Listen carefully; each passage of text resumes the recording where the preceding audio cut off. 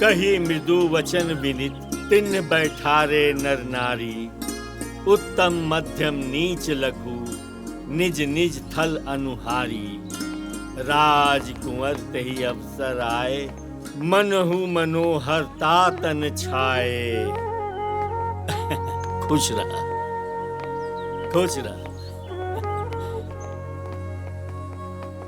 गुण सागर नागर बर वीरा। सुंदर श्यामल गौर शरीरा। राज समाज विराजत करे। भोला जी बाबूजी। बाबूजी पाठ करके उठिए ना, तो बता दिया कि हम कोर्ट जाता नहीं, कुछ काम बा, दोपहर ले आ जाए। ठीक बाबूजी, हम बता दें। ठीक बा, चला।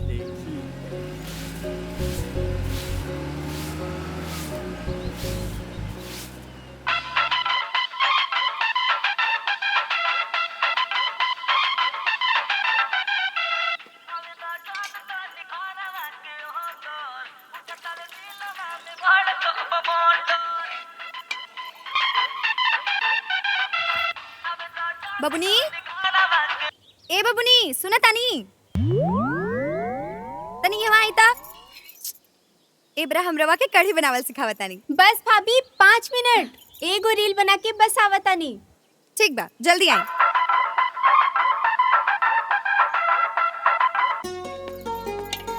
तारा बबनी के मोबाइल से फुर्सत मिली तब ना तारा से कढ़ी बनावे सीखी है। भगवान जाने ससुराल में उनकर कैसे गुजर बसर हुई। चाहे थी ना मम्मी जी, अभी उम्र का भेल बा उनकर। तब फोन करो तनी सेल्फी क्वीन बुच्ची के। भैया प्रणाम भैया। खुश रह, खुश रह। कैसन बड़ो? हम ठीक बानी, रउआ कैसन बानी? हमहू बहुत बढ़िया बनी। अच्छा ये बतावा, माई कहाँ बड़ी? अभी बुला बतानी। माई जल्दी आवा, भैया के फोन आइल बा अमेरिका से। कहा? बबुआ जी के फोन? फोन आइल बा? लब बात करा। माई गोड़ लागत नहीं माई। खुश रह बबुआ, झुक झुक जिया। ई बतावा, तू ठीक बाड़ा ना? हाँ माई, हम बहुत बढ़िया बनी तहरा आशीर्वाद से। आ सुना, एगो खुश खबरी बा तहरा खातिर। अरे हमारे MBA के पढ़ाई पूरा हो गई। ए बबुआ, जब पढ़ाई तहार पूरा हो गइल बा त आ काहे नहीं खजा? तहरा के देखला बहुत दिन हो गइल बा, और वैसे भी छठ नजदीक आ रहल बा। आज ही बस समय से तखरना के प्रसाद भी मिल जाई। अब हम बतिए। काजी बबुआ जी, अमेरिका का गई रहुआ? रहुआ तो घर वालन के भुलाइए गई नहीं, गाँव के याद ना आवेला? अरे ना भाभी, ना ना, ऐसा कोनो बात नहीं खे हो, बस टाइम नहीं खे मिल पाओते घरी। अच्छा जी, टाइम नहीं खे मिलत। काहे? आजकल टाइम के औरों के दिया तक का? हाँ? आकाश भैया प्रणाम, गोड़ लागतानी। अरे भोला जी प्रणाम प्रणाम, का हाल बा? पहले ई बतावा, वहीजा दिन बा की रात? यहीजा तो अब्बे दिन बा। अच्छा अच्छा, ओइजा दिन बा त इजा रात बा, का बुझाइल? हमके पता बा, जब इंडिया में दिन होखेला नू त अमेरिका में रात होला। देखला लोग, हम कितना ज्ञानी बानी। काहे ना? अरे ई कौना बात के हल्ला हो रहल बा? भोला बाबू, रउआ केकरा के ज्ञान बांट रहल बानी? अरे दादाजी, हाई आकाश भैया के अमेरिका से फोन आइल बा। प्रणाम दादाजी, गोड़ लागत नहीं। खुश रह बबुआ, सब ठीक बा ना? हाँ दादाजी, सब बहुत बढ़िया बा। अच्छा आकाश, अरे जब पढ़ाई लिखाई खत्म हो गइल बा त घरे चलावा, त आके अपना बिजनेस संभाल। हाँ, ताकि हम हूँ तोहार बियाह हुआ करा के निश्चिंत हो जाए, अपना जिम्मेदारी से मुक्त हो जाए। अरे तोहार बियाह खातिर ही लइकन वालन सब तक कपारे पर आके बैठल रहलन। हम आ जाता नहीं। हम आ जाता नहीं ना, अभी जाके टिकट कटावा। ठीक बेटे, टिकट करवा लेता नहीं। ला चल।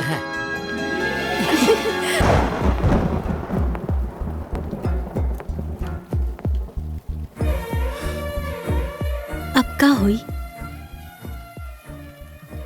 आई थिंक तोहरा के दादाजी से हमने के शादी के बाद बता देवे के चाहिए। पता ना वो लोग हमने के अपने हैं कि ना। सुना ना आकाश, हम तो हर घर वालन से बात करब, काहे कि ई बात कोनो साधारण बात तो नहीं खे। हाँ सरस्वती, इस साधारण बात तो नहीं है, लेकिन तू चिंता मत कर ले।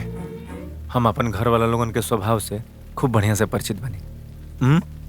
तू जैसन सोचत रू वैसन कुछ नहीं के, परेशान मत होकर ले। हाँ बस थोड़ा सा कठिन हुई दादाजी के समझावत, लेकिन हमरा के विश्वास बेटे, हम तारा अंदर जौन गुण देखले बनी, जौन हमरा दादाजी के हमरा घर वाला लोगन के जैसन गुण चाहत रहे, वो सब हमरा नजर से तारा में बाटे। यही से तो हम तारा के अपनौले बनी।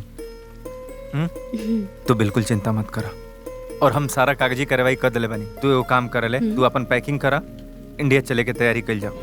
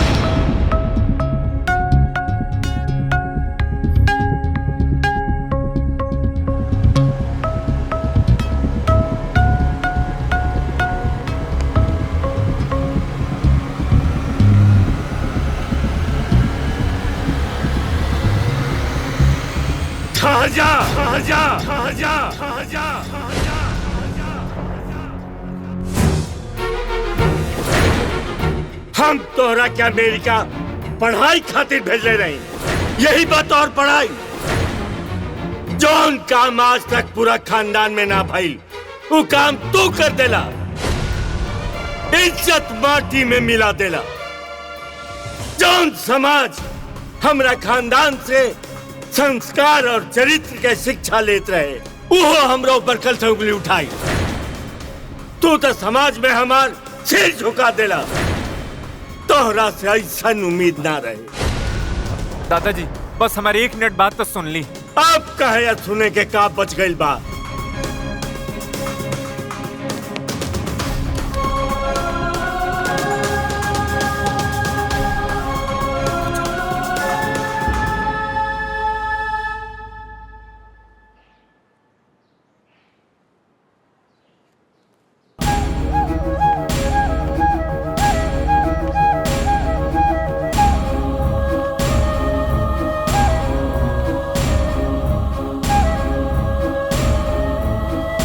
महादेव, गाड़ी स्टार्ट कर।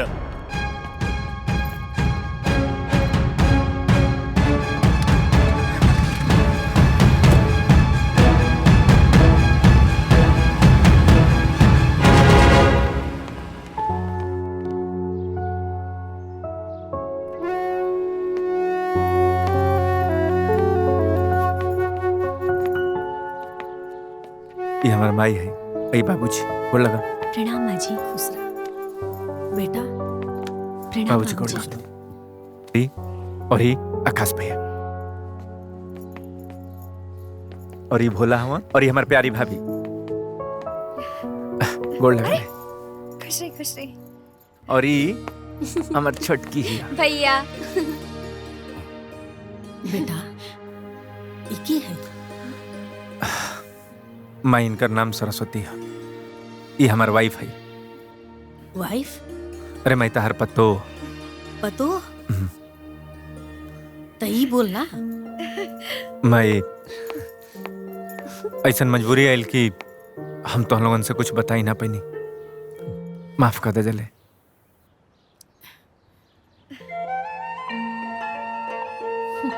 चल भैया, जॉन भी भइल, भाभी बड़ी नीक बाड़ी। अरे वो सब अरे पहले बहुरिया के अंदर चले जा।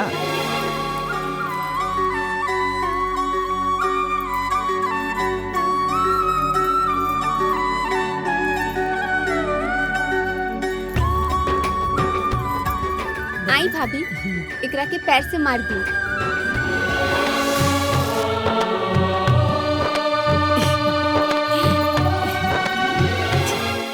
ए बहनी, आकाश न अमेरिका से बियाह करके बहू ले आइल बा। ये का कहा तारू चंपा? अकसवा अमेरिका से लड़की लेके आइल बा? ना ना ना ना ना ना, ई तोहरा के कोनो गलत समाचार मिलल बा। ना बहनी, ई बात 100% सही बा। ई बात आपन तक रखिया, हमके देर होता, हम जाता नहीं। ई बात हमरे तक ही रही, हम कहा जाता नहीं केहू से कहे खातिर। वैसे भी जे जैसन करी ते कैसन भरी। तू जा, निश्चिंत होके जा। हाँ।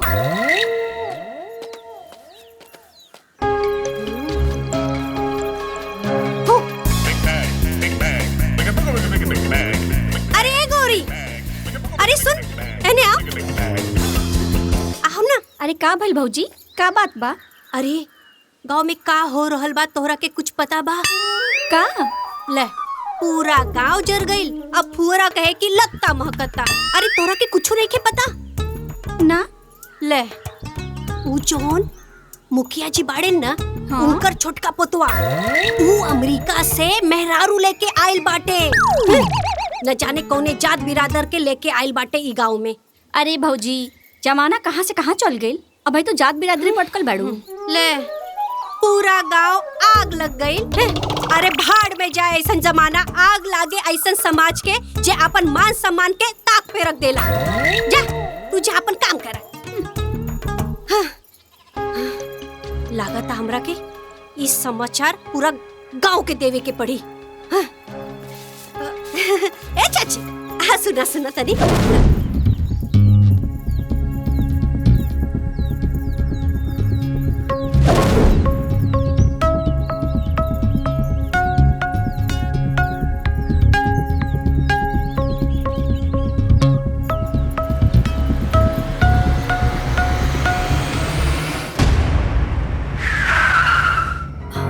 लगता बाबूजी आ गए नी। बबुआ हाँ माई।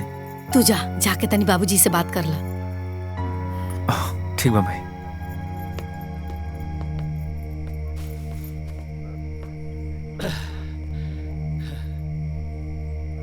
दादाजी, दादाजी हमरा के माफ कर दी। हमसे बहुत बड़ गलती हो गई। हम खूब बढ़िया से जानते नहीं दादाजी कि जौन गलती के लिए बनी वो माफी के लायक नहीं के। ये आपके वसूल ये परिवार के संस्कार के खिलाफ बाटे। लेकिन हम आपके विश्वास दिलावते दादाजी, विश्वास दिलावते कि सरस्वती आपके सोच के एकदम प्रतिकूल रहेगा। कहा करती दादाजी, कई बार बतावल चाहनी, कई बार हिम्मत जुटाई बतावे खातिर। अरे हमरो कोनो मजबूरी रहे ना बता पाऊनी। ऐसा तो हर काम मजबूरी रहे कि तू ये बात अपना परिवार से छिपा लेला। दादाजी, जब हम सरस्वती से पहला बार मिलनी, उनकरा के जननी, उनकर अंदर जौन गुण रहे हमरा ये बुझाइल कि हमारा दादाजी के बहुत पसंद आई, बहुत बढ़िया लगी। उनकर माई बाबूजी लोग भी तरह से बतियावल चाहत रहलन। लेकिन अचानक एक्सीडेंट हो गई।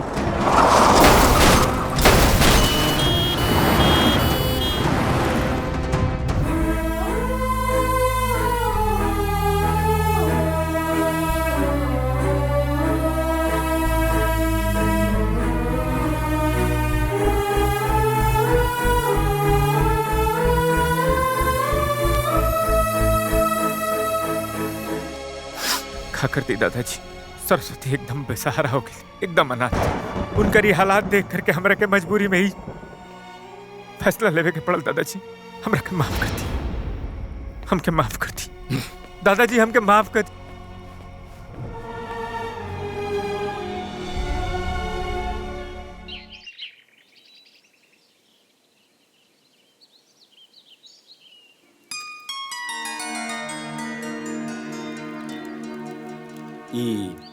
सवेरे सवेरे पूजा के कैलाश, हम तो अभी पूजा करे आ रहल बानी।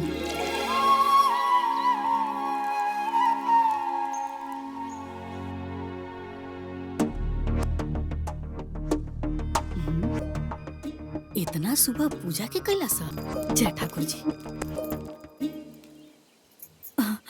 बहू, आज बड़ा सवेरे सवेरे तुलसी जी के जल चढ़ा दिलू हा। कहीं जाए के बाका? ना बाबूजी, हमरा नहीं के पता। हम तो अभी जाता नहीं पूजा करे। सब्जी, दाल, रोटी, खीर और खाना कहीं बनेला सा। इतना सुबह कैला सके? हम जाना तानी ई के कैले बा। के कैले बा?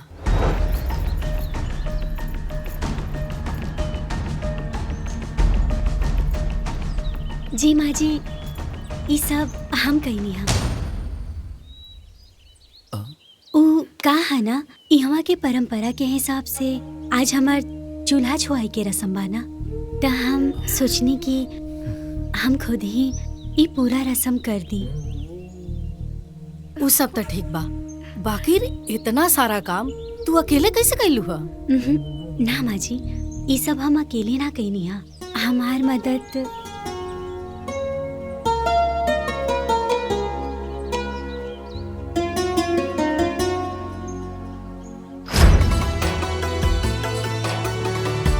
चला देर होता।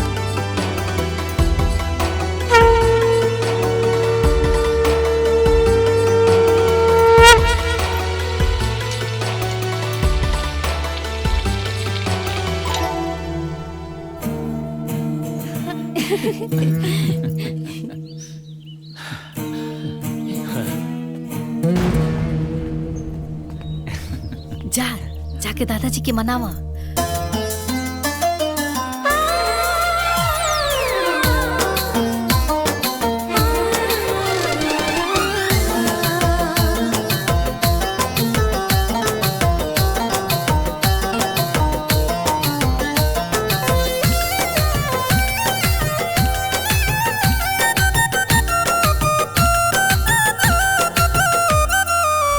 जन्म जन्म मिले है ससुरवा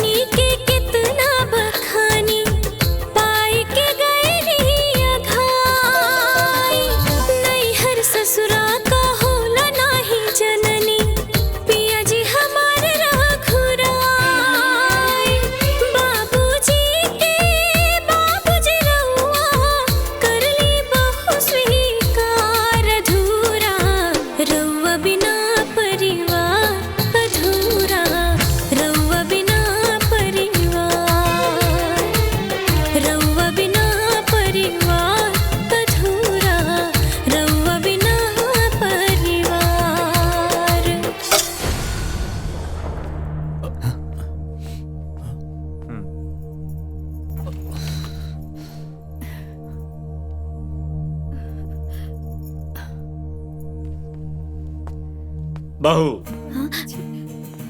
यहाँ आवा।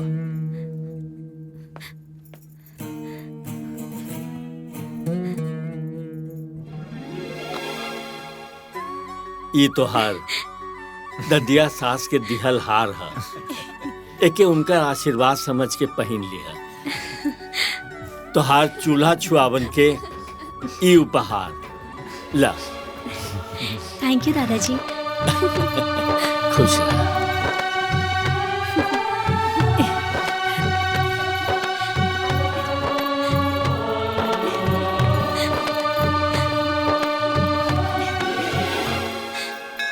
बाबा बैद्यनाथ की जय।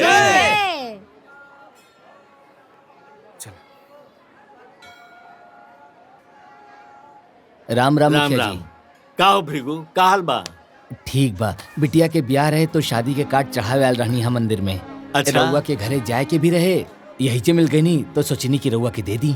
अच्छा वाह। रउआ आ जाती तो घर के शोभा बढ़ जाये, बिटिया के आशीर्वाद दे देती।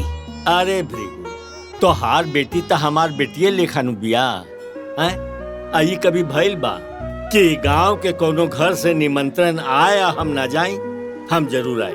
बेटा राजपाल जी बाबूजी। देखा, इनकर बेटी के बियाह बा, कुल राशन पानी के व्यवस्था करा दिया, कोनो दिक्कत ना हो के चाहिए। चिंता मत करिए। बहुत सुंदर बाड़ी जी प्रणाम। प्रणाम। कार्य कतवारू, तोहार का समस्या बा? मुखिया जी, रघुआ जनते बानी, अगला साल किसान क्रेडिट से हम लोन ले रानी, कुल फसल हमार जल में बर्बाद हो गई। हम बड़ा कर्जा में हो गई बानी, समझ में नहीं आवत कि कर्जा कैसे दियाई। रघुआ एक बार मैनेजर साहब के फोन कर देती, हमार कुल कर्जा माफ हो जाई। एकर कोनो जरूरत नहीं के। बेटा प्रकाश जी दादाजी। इनका के 10,000 रुपया दे दिया, ठीक बा? जी जी अब धन्यवाद। खुश? प्रणाम। प्रणाम प्रणाम खुश मुखिया रह, जी। खुश रह। का रघु, बड़ा उदास लग रहा बड़ा? ओ का बात है ना मुखिया जी, हमार बिटिया बीएड करे का जिद कैले बिया, कहतिया मास्टराइन बनब। हम ओके बहुत समझौनी हाँ कि बिटिया बिटार के पढ़ौला लिखौला के ज्यादा कोनो कुछ मतलब ना होखेला। आखिर बियाहे के बाद ससुराल में जाके ओके चौके बासन न करे के पड़ी। अरे बेटी बिया पढ़ल चाहतिया त काहे ना पढ़ाई बा? बेटी पढ़ी त देश के विकास होई। अब आगे का खर्चा हमारे लिए कठिन बा मुखिया जी। रघु, आज से तोहार बेटी के पढ़ाई के सारा खर्चा हम उठाई। धन्यवाद मुखिया जी। बाबूजी, हैं? राउरी फैसला खाली रहुए ना, हमनी सबके सहमति बा, सबके सीखे के चाहिए। प्रणाम मुखिया जी।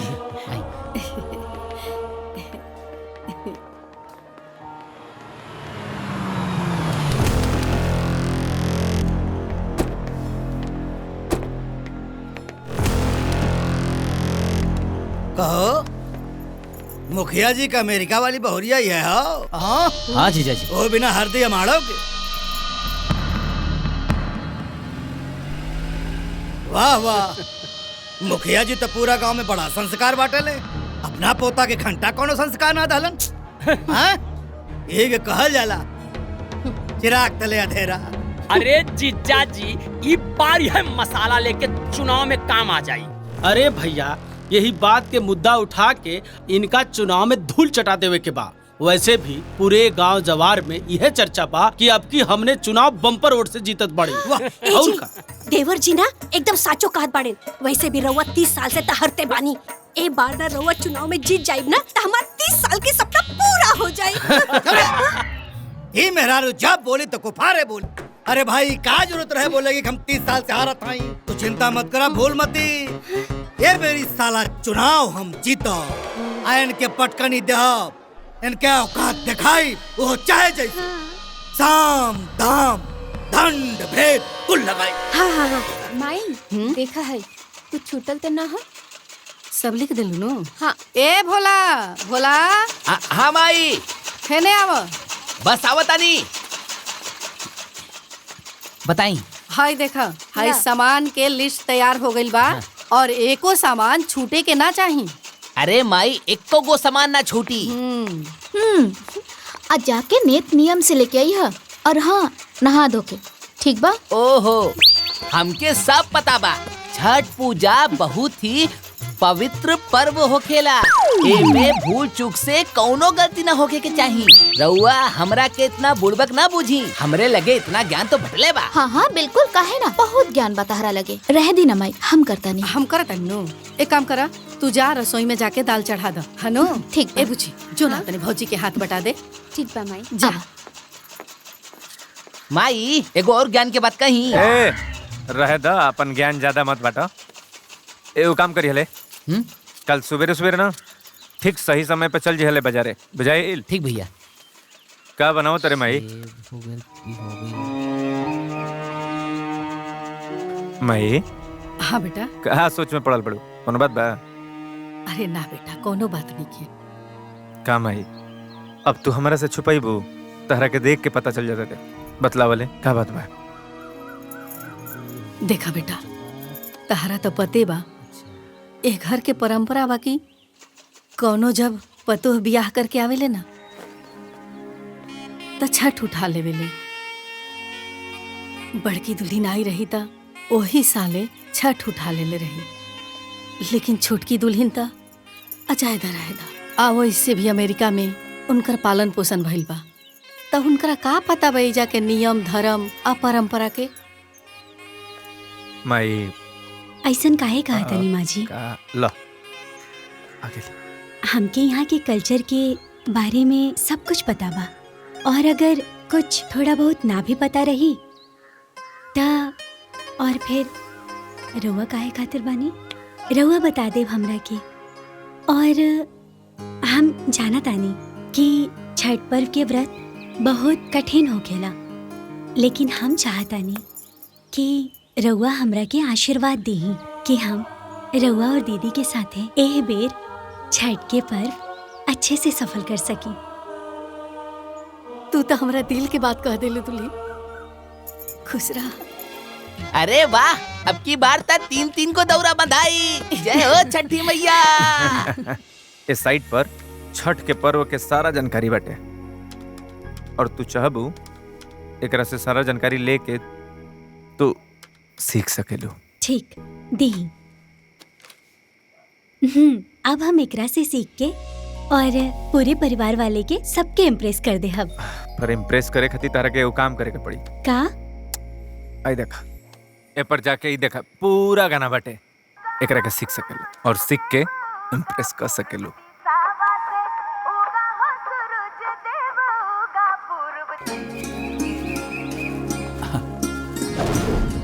आराम से आराम से। औरो बा लावता लो, चला चला जल्दी करा। सब कुछ ठीक बा ना?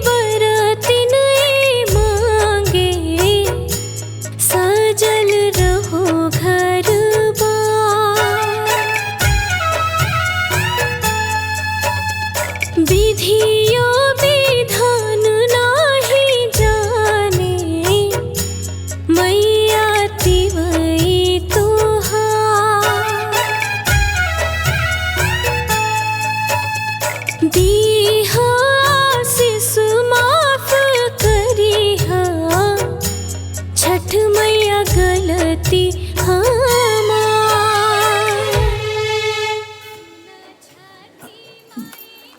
प्रणाम प्रणाम प्रणाम, प्रणाम प्रणाम। मुखिया जी और परिवार के संस्कार देख के तो मन गदगद हो गया। हेमंती मुखिया जी के परिवार के तने शरबत पिलाओ। अरे जीजा जी काहे में लेट कर दी, कुल शरबत तक खत्म हो गए। अरे ज्यादा कोनो बात नहीं है बलबन, ये सब लोग शरबत पी चुकल अच्छा। बा लोग। बाकी हाँ, जाए के पहले तू हमार घर के छठ के पूजा के प्रसादी ले लिया। जी, जी। ए बलवंत बाबू के पूजा के प्रसादी दे दी है। मुखिया जी आशीर्वाद बनाए रखें। प्रणाम। लाहो प्रणाम प्रणाम। चलो जी जी जी खुश रहा खुश रहा। देखा ही मेरा रुके खाना है वो ढकोसला दलित ट्रेन कहीं की। ए जी आयल है रवा खाई ना। खाली खाए के चक्कर में देखा सत्यानाश हो गए। काल के बहुरिया आयल हो और छठ पूजा कर दलस। ये एकदम हुरा थाई पता न फाटे बुकबो। हाँ भौजी भैया बिल्कुल ठीक कहत बाड़ा। बुझलू ई चाय पानी शरबत पियवला से क्योंकि दिल ना जीतल जा सकला, ओकरे खातिर कुछ और करे के पड़ाला। हैला तारा तो खैले से फुर्सत ना। हम तो कहत रानी बहनिया के छठ पूजा रखा, बाकी सारे तू और तुम्हार बहन दोनों सत्यानाश।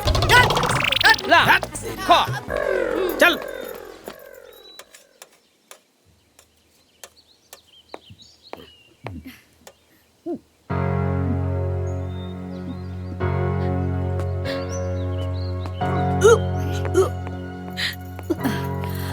काबिल का भइल दुल्हन, तबीयत तो ठीक बा? ओ दीदी हम अरे ये तो बहुत खुशी की बात बा। भाऊजी हाँ? पापा हमने घर में एगो नया मेहमान आए वाला बा। का? अरे अरे खानदान खातिर सबसे बड़ खुशखबरी बा। तू लोग एक काम कर, बहुरिया के कोनो काम मत करे दिया। हाँ अरे घर में इतना मेहरारू तू लोग बाड़ू, घर संभाल लिया और उनकर विशेष ख्याल रखिया। दादाजी बिल्कुल सही कहत बाड़े। देखा तुहार जिम्मेदारी बहुत बढ़ गई बटे। बहू के कोनो दिक्कत ना होके के चाहिए। ना होके दे बिल्कुल। अरे आकाश। हाँ भाजी। बेटा हम चाहता नहीं कि तू बहू के लेके डॉक्टर लगे जा। हाँ और डॉक्टर से तनी राय मशवरा भी ले ला। ठीक है बाबूजी। हाँ दादाजी अब तो हम चाचा बन जाइब ना।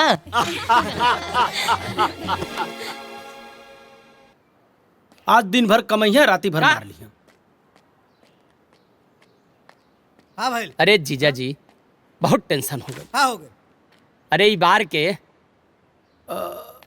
प्रधानी के सीट महिला आरक्षित हो। महिला आरक्षित हो गई और वो कम से कम बीए पास हुए ठीक है। अरे बीए पास? ऐसे तो हमनी के 5 साल का कई मेहनत बर्बाद हो जाए। लगती है बा। ऐसे कैसे बेकार हो जाए? काहे? इस बार के चुनाव दीदिया लड़े।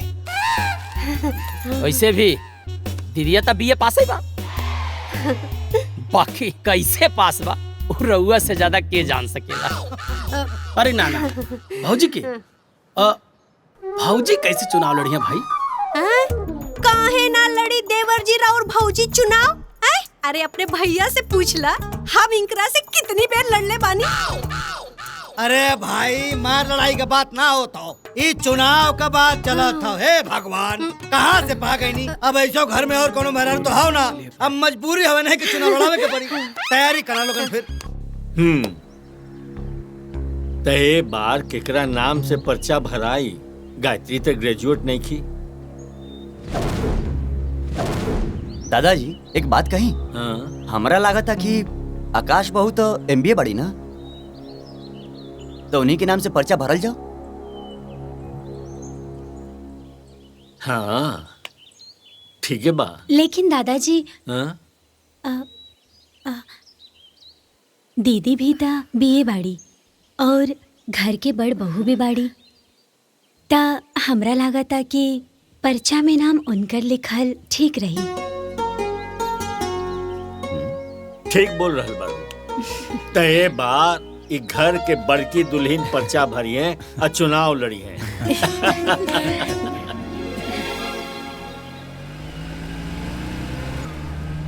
आज सूरज पूरब की जगह पश्चिम से उगा था। वो देखा क्या हुआ था? ये तो बलवंत सिंह था। अरे तब बेमतलब के अपन बुखारो ना दिलन, जरूर कोनो मतलब है।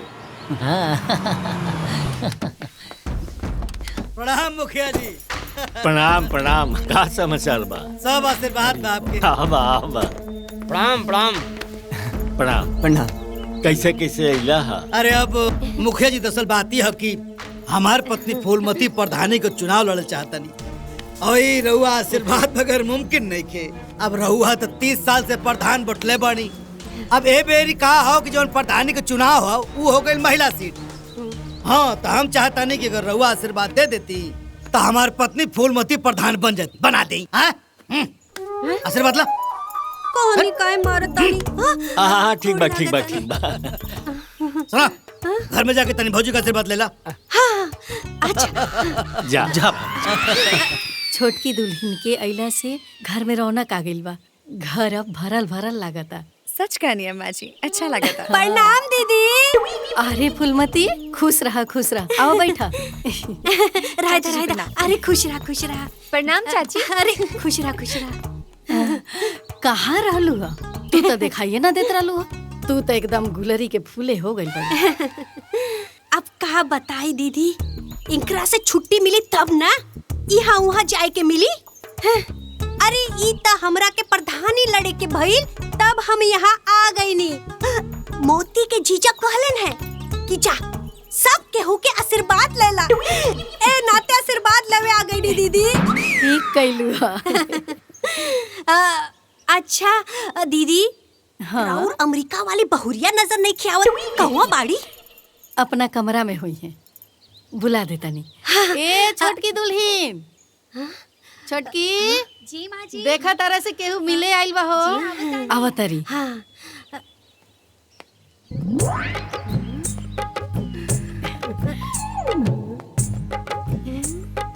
चाची के पैर छूला। खुश रहा।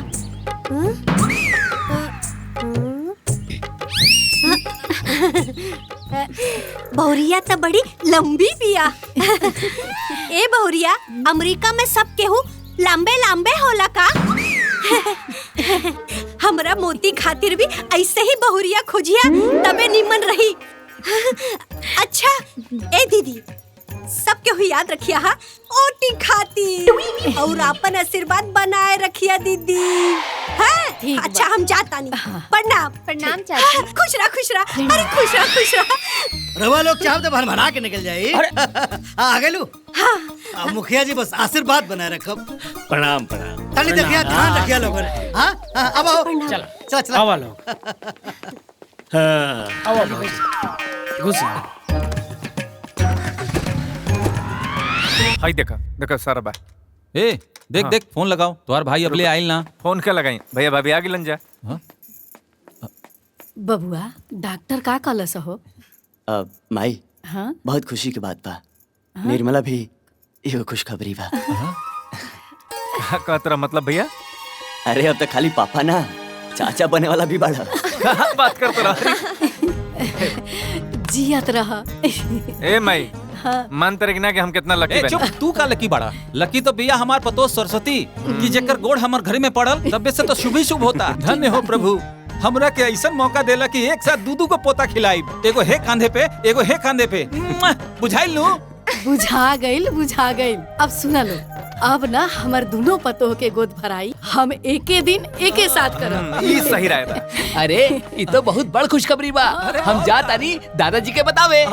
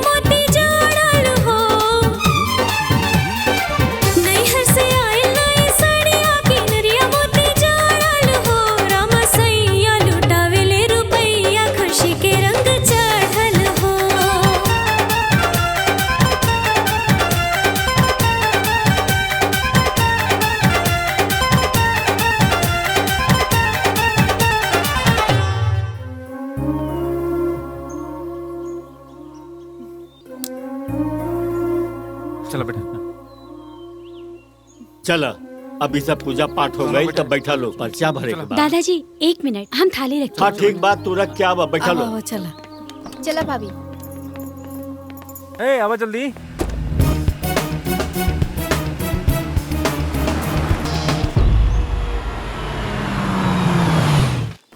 बलवंत सिंह बलवंत सिंह बलवंत सिंह फूलमती देवी फूलमती देवी बलवंत सिंह बलवंत सिंह अरे क्या करता बलवंत सिंह।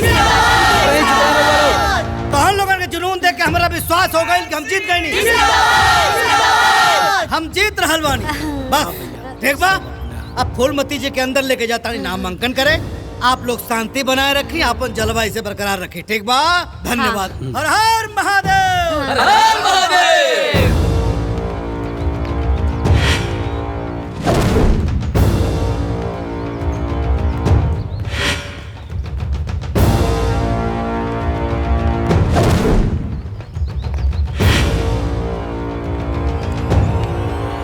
अभय प्रताप निर्मला देवी निर्मला देवी निर्मला देवी मुखिया जी मुखिया जी अभय प्रताप निर्मला देवी। सर एक मिनट ये 2000 ना। मैम यहाँ अंगूठा लगा दीजिए। लगाओ। ए जी इनकरा के बताई ना कि हम अंगूठा ना लगाए हम तो बीए पास पानी सीधा साइन करब। पूरे दुनिया का पता तू बीए पास बाड़ू। हाँ आय करता यहाँ अंगूठा लगाए जरूरी हो। अंगूठा लगाओ। साहब ये बताई कि हमार चुनाव चिन्ह का बा। आपका चुनाव चिन्ह बेलन है। बेलन? अरे ये तो हमार पसंदीदा बा। खुश हो गई नहीं। चला चला चला thank you sir thank you. Welcome. Balwant Singh Phoolmati Devi Balwant Singh Balwant Singh. आप लोगों के प्यार मोहब्बत देख के करेजा गदगद हो गई। हमारा पूरा विश्वास हो गई कि हम चुनाव जीत जाब। अब अपने अपने लेवल पे क्षेत्र में लग जा लोगन और किसी भी कीमत पे हमनी के मिले चाहे जीत हमनी की हो गई। हाँ बलवंत भैया तू चिंता मत करा तारे इलेक्शन में चाल लड़ा दे बलवंत भैया। ए जी हर बेर तक कहेलन हो जाई पैसा लेके चल जाले ऑटो की और के दे देवे। चुप रह महाराज फालतू मत बोला। ये बार ऐसे न होई। ए बेरी पुख्ता इंतजाम होई। रवा लोग हमारे साथे बानी लो। बलवंत भैया बलवंत भैया बलवंत भैया फूलमती देवी। बाबूजी हम चाहत रही कि छोटकी दुल्हन के अपना माई से मिलवा दी। बड़की दुल्हन तो हमारा माई से मिलिए ले बाड़ी त छोटकी भी हमारा माई से मिल लेती त ननिया सास के साड़ी पहनावे के रस्म भी पूरा हो जाई। अरे तई में कहे के का बात बा। तू काल आकाश के या दुल्हन के लेके नहीं है चल जा। दादाजी हम का कहत रहनी है काल जाइल तो संभव नहीं है। एक खातिर के चुनाव सर पर बटे आ काम भी बहुत ज्यादा बा। आकाश बिल्कुल ठीक कहा था। चुनाव के टाइम में केहू के गल संभव नहीं है। अरे ये में इतना कहे वाला कौन बात बा। हम बिहने भोला के बोल के भेज दे है। माई भैया नहीं खन जात तो हम चलब तोरा साथे। नानी से मिलना भी बहुत दिन हो गइल बा। ठीक बा चलिया तू जैसन रहुआ सबके मर्जी।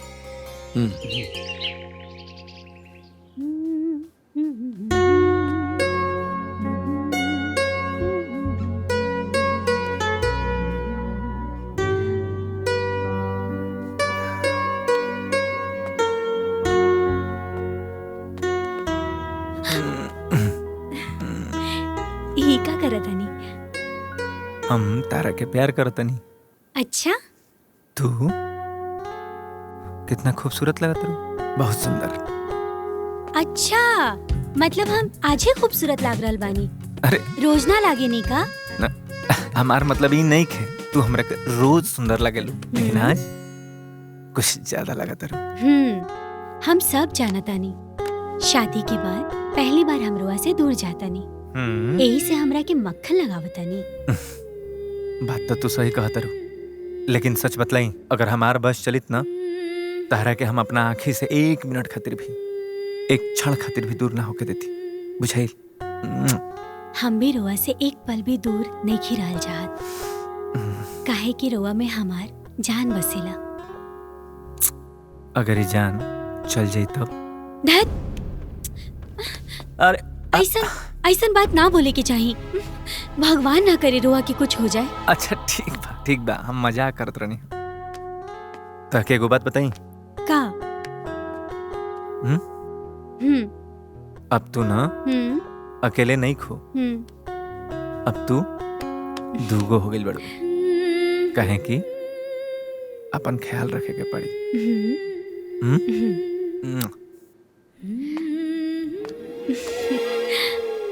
भाभी चला भाभी, चले के नहीं का? नीचे सब राउर इंतजार करता लोग। और भैया, हाँ, दरवाजा तनी बंद कर लेहल कर।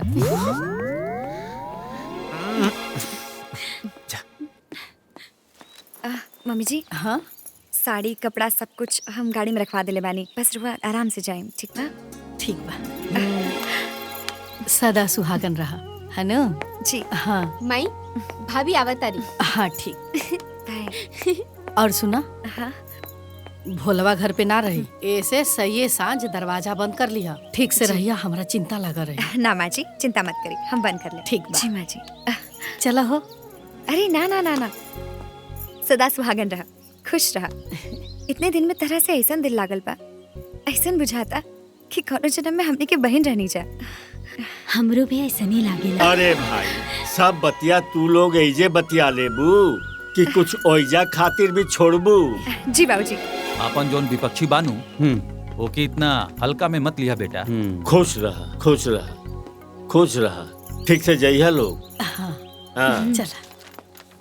काहे कि वो लोग चुनाव जीते खातिर कोई भी पत्र आजमा सकेले। हाँ, ठीक ही कह रहा है। अरे जाई जाई, लेट हो जाए, जाए। नानी घरे पहुंच के फोन कर दिया, और लौटत समय मामा के बोल के धनी राम की इमरती 2 किलो बंधवाई लिया। भैया, 2 किलो मिठाई में का हुई? तू ही बताओ, इतना बड़ परिवार बटे। माई, तू 5 किलो लिए है। अरे बैठे जा, आराम से जइहा, चला अपना काम पर लग जा।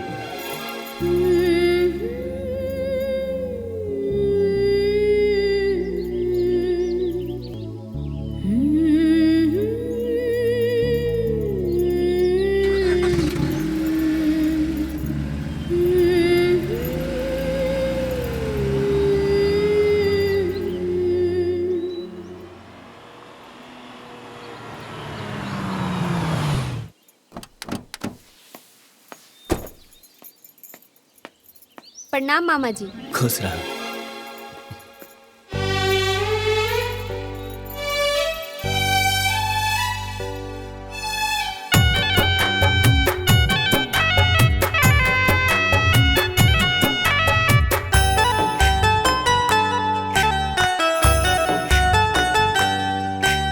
हाथ जोड़ी नानी, हाथ जोड़ी मेरे बेरे पाँव पड़ी हो। हाथ जोड़ी नानी, हाथ जोड़ी बेरे बेरे पाँव पड़ी हो। रहो जिंदगी हमरो आबाद, इहेनु आशीर्वाद देदा हो। रहो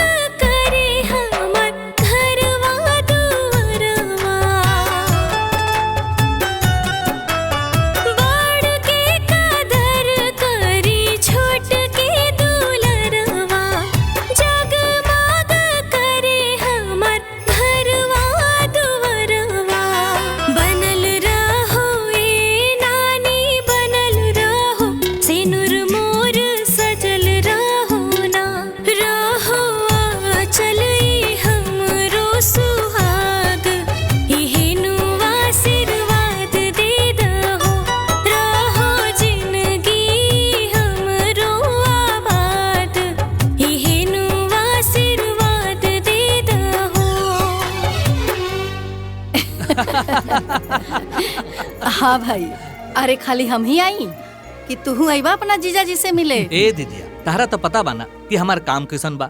अब तो इहो मालूम बा कि माइयो के बीजा हो गइल बा और ललिता के भी बीजा होइए गइल बा। अब साल भर बादे इंडिया आवे के मौका लागी और तबे तारा से भेंट होई। मामा, हाँ अब की अइहा तो हमरा खातिर एगो नया मोबाइल ले ले अइहा। अरे काहे ना हमार भगनी, तारा खातिर एकदम नया मोबाइल लेके आई बबकी। अरे मामा, हमरा खातिर का लइबा? अरे भोला, तारो खातिर कुछ ना कुछ लेके आई। अरे दुल्हन आ गेली, आवा दुल्हन आवा। दूधो नहा पूतो फला। ए बेटा, जैसन नाम वैसने गुण बा तहरा में। तहरा के देख के हमार करेजा जुड़ा गई। ठीक बा माई, चल तानी, तू अपन ख्याल रखिया। अच्छा से रहिया। चल आवा।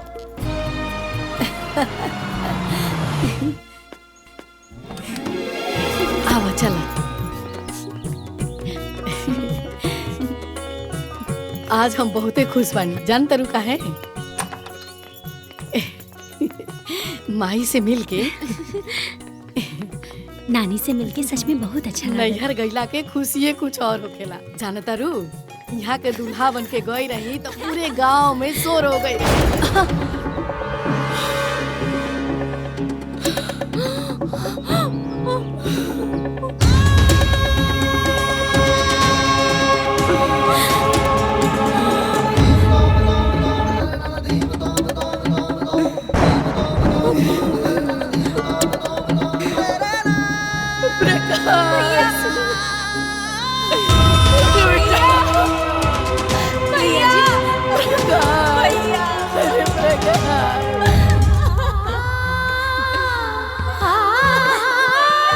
उठी ना।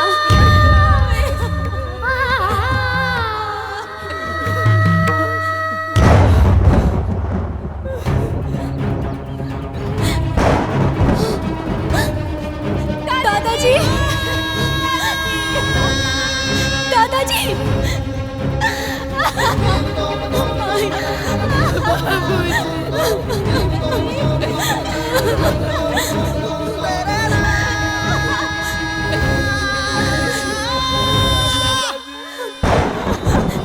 बाबूजी,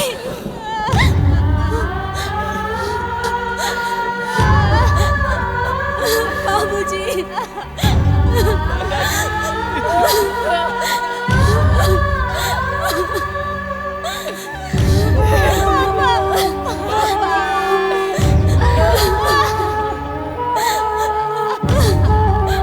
बाजी, ये सब क्या हो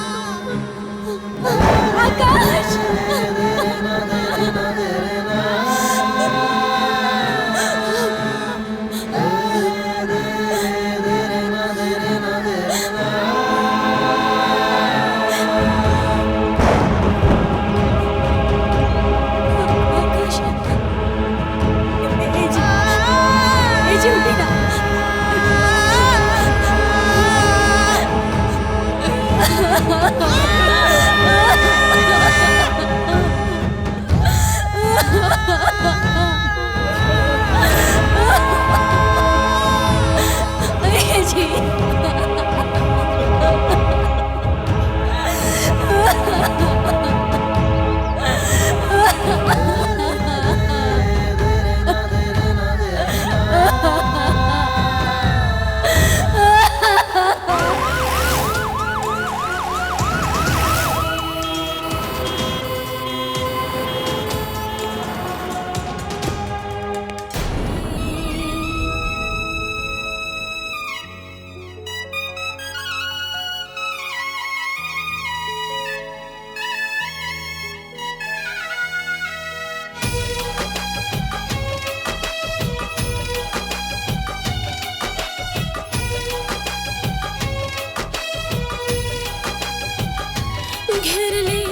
पतझड़ बाजारल हरियर बागे बिथना घेरले पतझड़ बाजारल हरियर बागे बिथना जिनकी कवना घाटी लागे फूटल भागे बिधना जिनकी कवना घाटी लागे फूटल भागे बिधना बास मैया डसले बन के काला नागे बिधना जिनकी कवना घाटी लागे फूटल भागे बिधना जिनकी कवना घाटी लागे फूटल भागे बिधना।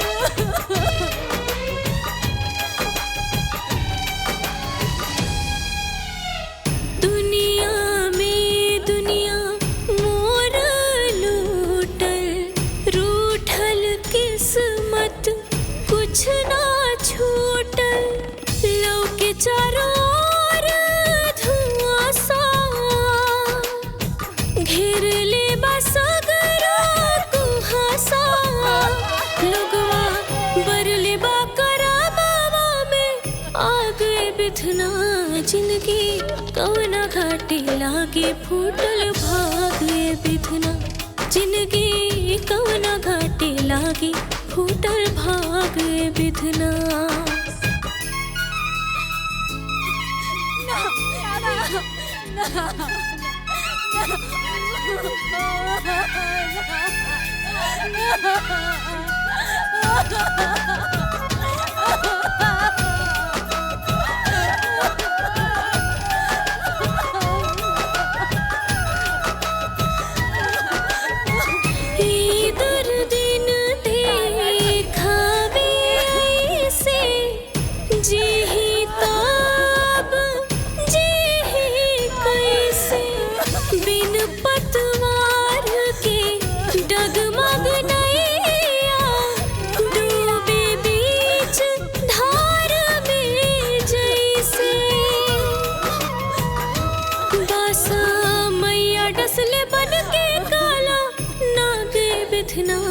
जिनकी कोना घाटी लागे फूटल भागे बिधना जिनकी कोना घाटी लागे फूटल भागे बिधना।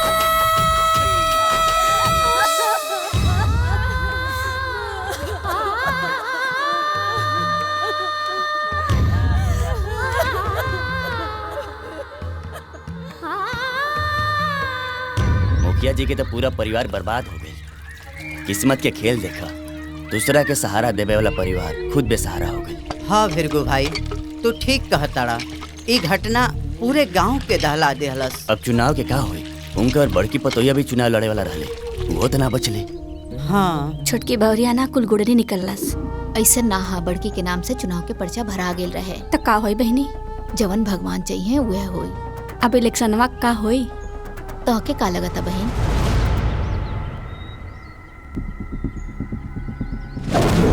हेलो नमस्कार, मैं हूँ एनटीसी समाचार से रानी और हम पहुँच चुके हैं जौनपुर के शेरवा गांव में, जहाँ एक ही परिवार के 5 सदस्य की निर्मम हत्या कर दी गई है। और जब ये हत्या हो रही थी तब पूरे गांव वाले कहा थे। बिहार में हत्यारों ने घटना को अंजाम देते हुए परिवार के 5 लोगों को मौत के घाट उतार दिया। इस मामले में पुलिस ने तहकीकात की है, लेकिन अभी तक पुलिस के हाथ कोई सबूत नहीं लगा है। क्या कारण है? आखिर कौन कर सकता है और क्यों किया है? फूलमती प्रधानी बनिए गई। हाँ दीदी, आप तो तोहार जीत एकदम तय बा। काहे से कि तोहरा सामने अब केहू लड़े वाला बचला ही नहीं थे। एकदम घुसगो बड़ा का। अब भौजी के लड़े के जरूरत ही नहीं थे। अरे ये तो निर्विरोध हो गई नी ना।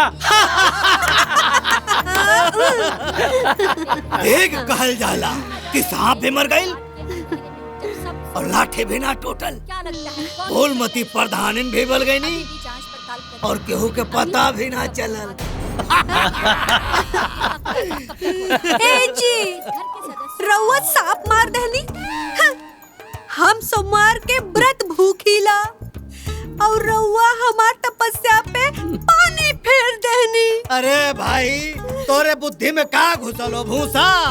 जब मुंह खोलबू तब कुछ न कुछ उल्टा। बट साफ मर गए, हे मर गए, हाउ मर गए। जब ना समझ में आओ चुप रहा करा। तो आइए हम परिवार के लोगों से बात करते हैं और पता करते हैं कि ये घटना क्यों और कैसे हुई। माताजी आप क्या बता सकती हैं कि मर्डर करने की आपके परिवार में किसी का आपसे रंजिश थी? बताइए माताजी, बताइए माताजी, बताइए। जब तक आप नहीं बताएंगे बताइए माताजी। क्या लगता है कौन हो सकता है इस हमले के पीछे? बताइए माताजी, कुछ तो बोलिए माजी, आप बताइए।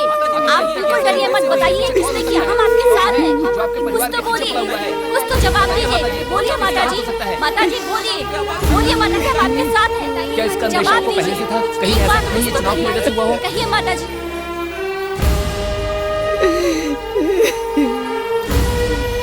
रुक जाओ। बंद करो, कैमरा बंद करो।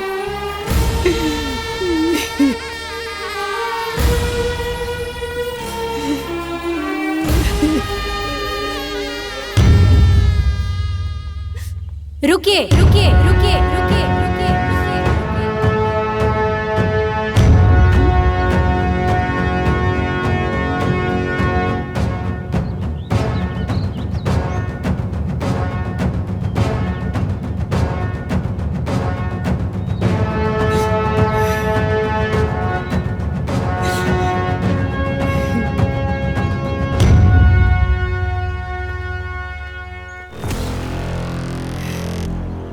मैं ये तो नहीं जानती कि मेरे परिवार के सदस्यों की निर्मम हत्या किसने की है, पर मैं ये जरूर जानती हूँ कि इन हत्याओं के पीछे नियति क्या है, और इसीलिए मैं उनके मंसूबों को पूरा नहीं होने दूंगी। मैं सरस्वती सिंह, पौत्र वधू स्वर्गीय अभय प्रताप सिंह, पुत्र वधू स्वर्गीय जगतपाल सिंह और पत्नी स्वर्गीय आकाश सिंह, आज ये संकल्प लेती हूँ कि मैं अपने कुल की परंपरा को संभाल कर रखूंगी और चुनाव लड़कर इस गांव का प्रतिनिधित्व करूंगी। गांव के सुख, दुख और विकास में अपने दादाजी स्वर्गीय अभय प्रताप सिंह की तरह हमेशा अगली कतार में खड़ी रहूंगी।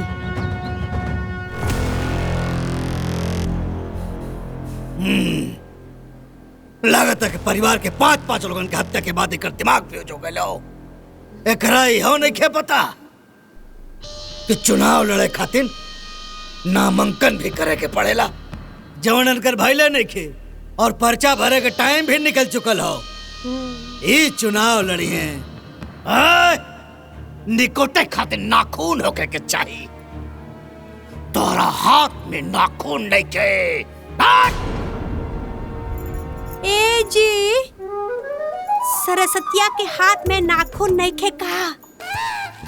चुप, मुंह मत खोलिए। पागल ससुर। लेकिन आप चुनाव कैसे लड़ेंगी? नामांकन तो आपका हुआ नहीं है। नामांकन तो आपके जेठानी के नाम पे हुआ था, जो कि अब इस दुनिया में नहीं है। तो फिर आप चुनाव कैसे लड़ेंगी? सही कह रहे हैं, जेठानी नहीं है, पर मैं तो हूं। शायद आप लोगों को पता नहीं होगा, नामांकन मेरा भी हुआ है। अच्छा दादाजी, हाँ एगो बात कहे के बा। हाँ बोला। रउआ ना एगो पर्चा हमरा नाम से भी भर दी ही। काहे से कि अगर एगो पर्चा कोनो भी कारण से रद्द हो गई तो हमने लगे दूसर पर्चा रही चुनाव लड़े खातिर। सरस्वती ठीक कहताड़ी बाबूजी। अरे ये बात तो हमरे दिमागे में ना आइल ह। बहू के दिमाग तो सचमुच में बहुत तेज बा। अरे बहू के कर बाड़ी, हमार खानदान के नाम तो यह नु रोशन करी। बाबूजी हाँ तैयारी करा भरा भरा।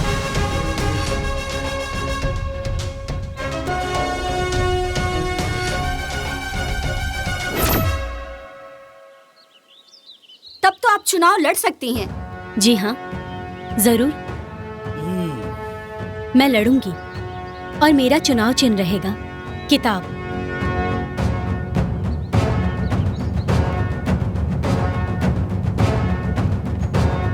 ये एक बहुत बड़ी खबर निकलकर सामने आई है। मुखिया परिवार की छोटी बहू अमेरिका से जो पढ़कर आई हैं सरस्वती जी, ग्राम पंचायत का चुनाव लड़ेंगी। उनका नामांकन पहले ही भरा गया था। कैमरामैन राम के साथ मैं हूँ प्रशांत सिंह। आप देख रहे हैं भास्कर टीवी। जो जनता शोक में डूबी हुई थी, उसी जनता को इस खबर से थोड़ी राहत मिली है। भीमा जी भैया, कमर कस ले लोग। ये मेरी चुनाव कौनो भी कीमत पे अपना हाथ से निकले के ना चाहिए। कौनो भी कीमत पे कुछ भी करे के पड़े, चुनाव हर हाल में जीते के ही बा। अगर इनका चुनाव चिन्ह किताब हो तो किताब ताक पे ही रखा रह जाएगा चाहिए। आप चिंता ना करी भैया, हम बानी ना, रहुआ टेंशन मत ली। हमनी के ना साफ संभाल लिया जाई। प्रधान तो हमार दीदी ही बनी, चाहे निर्विरोध और चाहे जीत के। सुनतनी मुखिया का पतो चुनाव लड़ा तड़ी। अरे वो अकेले कहाँ जाइए वोट मांगे? मुखिया जी होकता तो संभाल लेता। अरे ऐसन कोनो बात ना है। बहुरिया तो पढ़ल लिखल बाड़ी, वो विदेश से सब संभाल ली है। घर में इतना बड़ा कांड हो गई और उनके चुनाव की पड़ल बा। हमके तो लागत उनके गोड़वे ठीक नहीं खे। पता ना गांव के का हुई। मुखिया जी के नतवन बाड़ी, उनकर तेवर और संस्कार मुखिया जैसे नहीं बा। गांव के हित में उनके मुखिया बनावे में ही ठीक रही। हमरा के लगा था कि बलवंत भैया ही विकास कर सकीले भाग दौड़ करके। का कहता कोरा के ताटी और गांव रखवार। गांव का विकास होकी के ना होकी, लेकिन गांव के पतन तो होबे करी। ठीक कहा तारा। सरस्वती के जितावे में हमार सबके गांव के और हमार भलाई बा।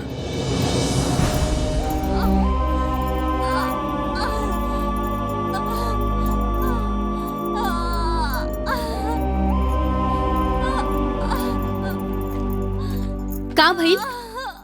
ई दर्द से यहाँ तड़पत बाड़ी और रउआ लोग देख रहल बानी। कम से कम इनकरा के हॉस्पिटल ते लेके जाई। के लेके जाई? इनका मर्द परदेश में बड़े। इनकर एगो सास बाड़ी जौन खटिया पे पड़ल बाड़ी, और पड़ोस में कोनो मौका पे मर्द ही नहीं खे। भोला जा गाड़ी लेके आवा। हाँ। चलो। अरे बेटी तू मत उठावा, तारे पेट में खुदे बच्चा हा। परेशान हो जाइबू तू। रउआ चिंता मत करी। फिलहाल जेकरा दर्द बा ओकरा संभालल जरूरी बा। सही कहा तारू। जॉन होके के होई उ देखल जाई। फिलहाल इनका के हॉस्पिटल ले गल ज्यादा जरूरी बा। मैडम आगे गाड़ी। चल आराम से। आराम से जाइए, आराम से। देख आई आई आई चली। सब ठीक हो जाए। चल आराम से। हे भगवान सब ठीक करब। फूलमती देवी, फूलमती देवी, बलवंत भैया, बलवंत भैया। बस बस बस बस बस बस। देखा ई गांव के मुखिया जी तोहन लोगन के लूटत हवे। कुछ काम धाम कैलन ना। अब की बेरी हमारे मेहरारू फूलमती के जितावा लोगन। गांव के खड़ंजा, नाली, मिडवाइफ सेंटर, शौचालय, आवास सब काम हम करवा दे। ठीक बा नू? हाँ हाँ ठीक बा, ठीक गांव बा। के विकास खातिर चुनाव चैन बलवंत भैया, बलवंत भैया, बलवंत भैया, बलवंत भैया। अरे पीछे हटा, पीछे हटा।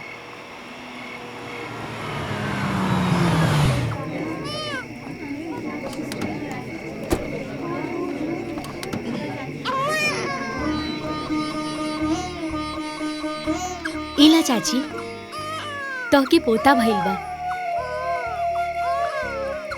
और जच्चा बच्चा दोनों स्वस्थ बा। अब बस ख्याल रखे के पड़ी दोनों के। बेटी भगवान तारा के खूब खुश रखस। तू खूब खुश रहा। तहरो भी एगो सुंदर लाल होखी बेटी। भोला इला एमे दवाई बा, टाइम टाइम पे इनका के खिला दिया और मेवा मिश्री भी बा। खाइए तो स्वस्थ रहिए।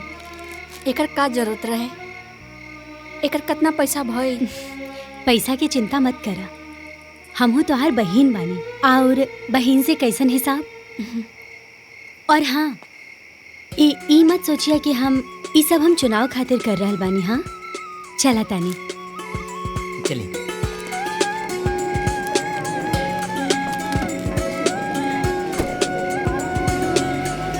प्रधानी चुनाव के लिए गांव में बहुत ही गर्मा गर्मी चल रही है। दोनों पक्ष अपने अपने तरीके से प्रचार प्रसार में लगे हुए हैं।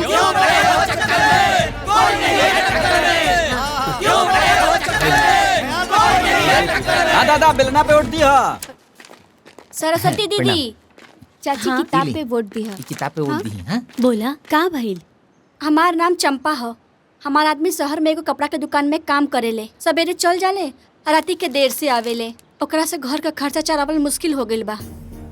काम खातिर बोली ला तो हमरा औरत होके के ताना मारेले। लड़का भी छोट हो में बाहर जाके काम भी ना कर सकीले। रउवे बताई ऐसे कैसे चली? और घर में थोड़ा कर्जा भी हो गइल बा। ए चंपा, हाँ? सिला फ्राक सिए के देले रहली। हाँ भैया, बस इहे देवे जात रहनी। ठीक बा। अच्छा दीदी, हम चलता नहीं।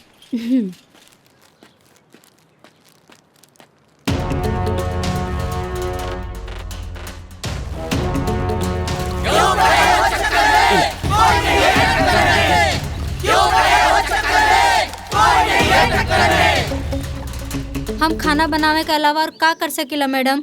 रोज सवेरे सवेरे उठ के उहे चूल्हा चौका और रात के खा पी के सूत जाइला। हमार जिंदगी तो नरक हो गइल बा दीदी। हमके कुछ करे का मन करेला, लेकिन का करी? मर्द लोग के समझाई? उनकर कहला में ये चाहे जरा चाहे मरा, लेकिन जोन करे कहा घरवा में करा। बाकी हम सुनने बानी कि गौरी भौजी बहुत निम्मन खाना बनावली। अरे इहो कोनो कहे के बात बा। इनकर खाना के चर्चा पूरा गांव वाला करेले। कुछ करी दीदी।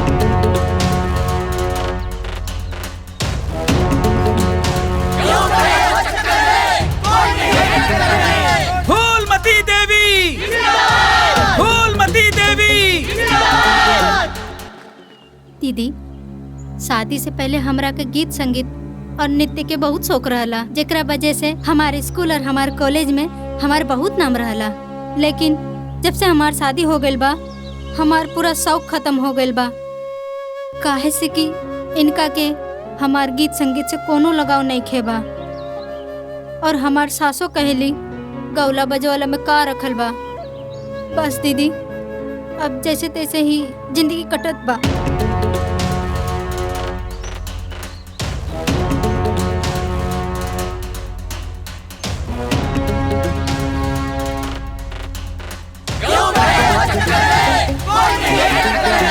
फूलमती देवी, फूलमती देवी। तोरा तनको लाशरम बाकी ना रे? जब देखा तब मोबाइल में घुसल रहेलू। मोबाइल तारा के खाए पिए के थी का? भाई के तो पियला से फुर्सते नहीं खे। कितना बार कहिला कि 2 अक्षर पढ़ लिख ला, लेकिन दिमाग में तो घुसे वाला बा नहीं। का भइल? काहे डाटा तरु एकरा के? देखी ना, ये दिन भर मोबाइल में घुसल रहेले। मैडम, माई के समझाई ना, आजकल के पढ़ाई मोबाइल पे होखेला। मैडम, हमरा यूट्यूबर बने की बा। कुसुम सही कहती आराध्या। देखा, अब समय बदल गइल बा। वैसे भी जेकरा जे करे के बा ऊ करे से कभी भी ना रोके के चाहिए, बशर्ते ऊ गलत काम ना होखे।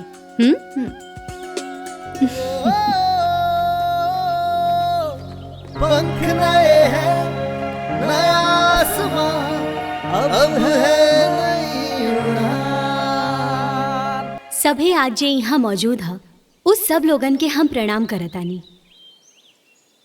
आज हमनी सभे जानतानी कि औरत मर्द से कंधा मिला के चलतारी। औरत और मर्द में कोनो फर्क नहीं खे रह गई। लेकिन ये बात हमने के गांव के मर्दन के समझावे वाला बा। दरअसल वो जाने ले सब, बस समझल और मानल ना चाहेले। कोनो बात ना, आज ये गांव के कोई भी औरत खुद के कमजोर ना समझे। बिल्कुल समय बदल चुकल है, साधन बदल चुकल है। फिलहाल में हमने के पास जे भी संसाधन होखे, हमने के ओही से शुरू करे के चाहिए। देखी, समस्या कहाँ नहीं खे, हर जगह समस्या बा। लेकिन जहाँ समस्या रहेला ओही जे ओकर समाधान भी रहेला साथ में। सबसे पहले हमने के अपने आप के पहचाने के हुई। हम का हई हमने खुद के बतावे के हुई। त देखी, हिम्मत करी, एक कदम आगे बढ़ा। बहुत बढ़िया। चंपा, तोहरा सिलाई कढ़ाई आवेला ना अच्छा से? त तू एगो काम करा ना, गांव के बाकी औरत लोग जिनके सिलाई कढ़ाई में रुचि होखे, उनके सिलाई कढ़ाई सिखावा और अपना घर से ही कपड़ा बनावा। खुद के रोजगार चालू करा। जी दीदी। गौरी, तू बहुत अच्छा खाना बनावेलू। तोहरा खाना बनावल पसंद भी है। बहुत से लोग हुई हैं जिनका खाना बनावल पसंद भी है पर शायद अच्छा ना बनावत हुई हैं। ता उनके सिखावा, उस सबके इकट्ठा करा और आपन लघु उद्योग शुरू करा। जैसे अचार, पापड़, मुरब्बा, ये सब घर से ही बनावा तू। बनावा और ओकरा के बाजार में बेच दा। एकदम सही। एमे आप सबके पति भी आपकी मदद करी है। कोकिला, तू तब पढ़ल लिखल हऊ ना? काहे से कि तू पढ़ल लिखल हऊ त तहरा से कुछ उम्मीद जागल है। तू अपन गांव के बच्चन के पढ़ावा, घर से ही ट्यूशन पढ़ावल शुरू करा और साथ ही बच्चन के संगीत सिखावा। ठीक है? हाँ दीदी। कुसुम, तोहरा मोबाइल के बहुत नॉलेज है ना? त एगो काम कर, तू आपन भी चैनल बनावा और बाकी लोग के भी चैनल बनावा और उस सब के तू ही मैनेज करा। सब मिल के आगे बढ़ा।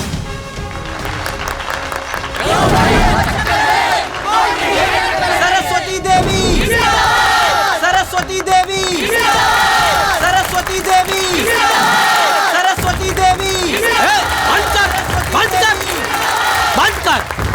का गाँव वाला लोग गाँव के लड़का के छोड़ के अमेरिका वाले के पीछे झुलाइल बड़ा लोग। हाँ, का में ना आई, कुल झूठ बोलतिया। अपने जैसन तोहन लोगन के बेवकूफ बनाई, बिगाड़ के रख दे। खाली बर्तन बजा के भजन गई बा लोग। बहुत पछताइबा। एक दिन तोहन लोगन के पता लागी कि तोहन लोगन के बरगलावत रहल हो, बेवकूफ बनावत रहल हो। अरे तू का राजनीति करबू? राजनीति करब हम गांव तुम्हारा प्रधान बने चलल है। अरे प्रधान बनी फुलमतिया। बलवंत जी, खुद भाषण देवी से अच्छा रही तनी फूलमती देवी जी के सिखा देती। अरे भैया, प्रधान बने के बाद काम आई, वरना जे खुद ना बोल सकेली वो प्रधानी का करिए। सरस्वती देवी, सरस्वती देवी, सरस्वती देवी, सरस्वती देवी, सरस्वती देवी। अरे भाई रुको।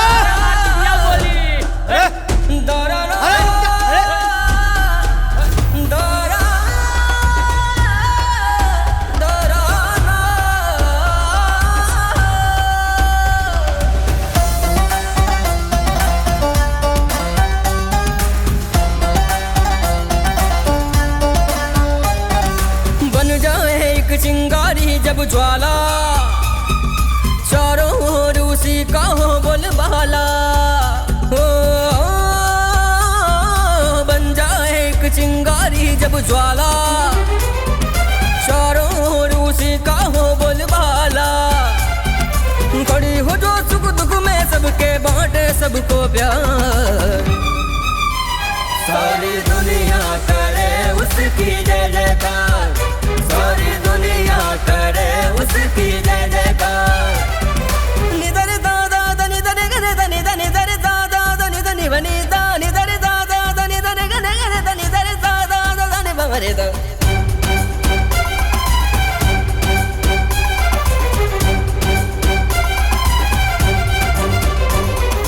प्रतिनिधित्व की बागडोर लिए उतरी जन जन में, बन के एक आशा की किरण बस जा सबके मन में। प्रतिनिधित्व की बागडोर लिए उतरी जन जन में, बन के एक आशा की किरण बस जा सबके मन में। ठान ले जो करके दिखलाए माने ना कभी हार। सारी दुनिया करे उसकी जय जयकार, सारी दुनिया करे उसकी जय जयकार।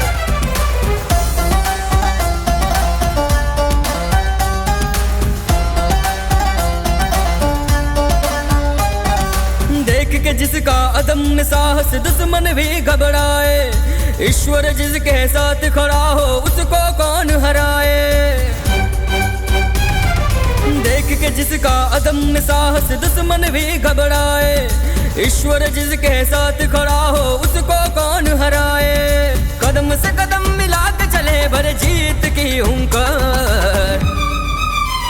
सारी दुनिया करे उसकी जय जयकार, सारी दुनिया करे उसकी जय जयकार, सारी दुनिया करे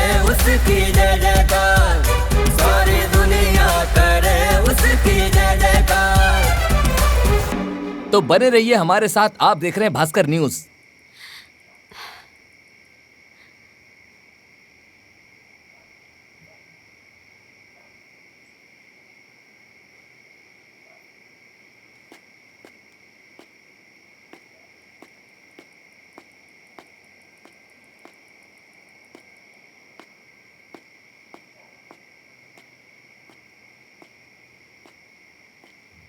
बेटी अरे बैठा बैठा ला हाई दूध पीला, गरम बा, हर थकान दूर हो जाए। ठीक बा माँ जी, रउआ काहे परेशान होता नहीं, हम खुद ले लेती ना। अरे बेटा तहरा पेट में बच्चा बा, तहर टाइम से खाइल पियल सब बहुत ही जरूरी बा। तू तो जानते बाड़ू कि ये हमनी के खानदान के आखिरी निशानी बा।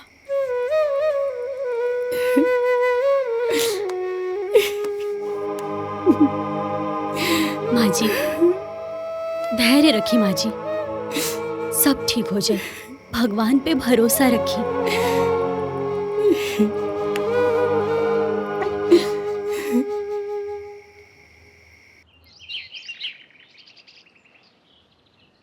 का मोती बड़ा ढींग हाकत रहला कि चुटकी बजा के चुनाव जीत ले। इतना दिन हो गए कुछ माहौल समझ में नहीं के आवत।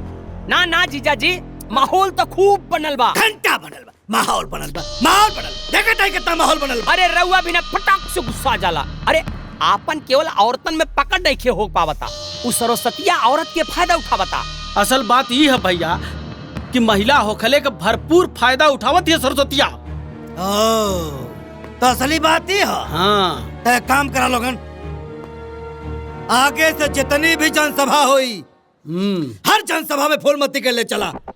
जितनी औरत बानी सब के सब फूलमती से प्रभावित हो जाए। ठीक बा?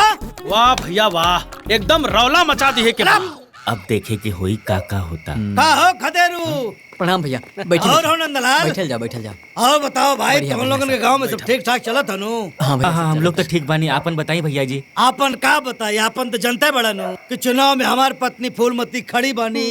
बस अभी जान ला भैया कि चाहे जैसे ताकत लगा दा, जीत हमरे होके के चाहिए। अरे ये कोनो काहे वाली बात बा? भला रउआ के छोड़ के हम सब लोग कहाँ जावल जाए? अरे बहुत बढ़िया। एक बात बतावा भाई साहब लोगन, अगर हमरे भैया के छोड़ दिहल जा तो पूरा गांव जवार में क्या वैसन लीडर मिली? आए अभी लंदन से आयल बाटी, लंदन अमेरिका से बहुरिया, पूरा गांव फुदकत बाटी। ई तोहर लोगन का नेतृत्व कर पहिया 5 साल। बहुरा पागल बड़े। एगो बात बताओ भैया, जे अपन घर परिवार ना संभाल पावत हो वो गांव के मेहरारू को संभारी? हम तो के बताई, सतर्क रहा लोगन। हमारा तो साजिश लागत है, तो लोग संभर जा, ना तो वो मेहरारू गांव के सब मेहरारू के चौपट कर दे। हाँ ए जी, हाँ तू कोनो जादू करनी बिया का जे रउआ सब केहू के समझा रहल बानी? फूलमती जब तोहरे कुछ समझ में ना आवेला तक काहे मुंह खोले लू अपन? चुप रहो, हमन बतियावत तानी। हाँ तो भाई हम जवन कहत तानी तवन समझ रहल बाड़ा नु? हाँ खूब समझ रहल बानी। हम लोगन के सोच समझ के ही आगे कदम उठावे के पड़ी। हे भैया, हम तो बहनियौरे आइल बानी, ये हमार जिज्जा हमार जिज्जी। हमका तो ज्यादा ना पता बा, लेकिन इतना जानत है जब से लड़की घरे आइल बा अपन पूरा घर खा ले गेल। देखा हमका बहुत डर लागता। अब ओकर नजर जौन में ना पूरा गांव पे पड़ा बा। बचिया भैया, ना तो पूरा गांव वीरान हो जाई। ना हम ही ना होके देव, रउआ निश्चिंत रही। हम लोग बलवंत बाबू के साथे बानी। वाह, जीत इन्हीं के होई। अरे भाई एकदम। तो हम लोगन समझदार हवा, गांव के प्रगति खातिर आपन जिम्मेदारी समझा और चुपचाप सबके समझा दा भैया। ठीक बा? और बाकी कोनो चीज को कमी होई तो हम माने लू भैया। आराम से जिंदाबाद। पूरा गांव सुन ले, पूरा गांव में माहौल बनाओ। अच्छा जाके सबके बता दो। ठीक बा?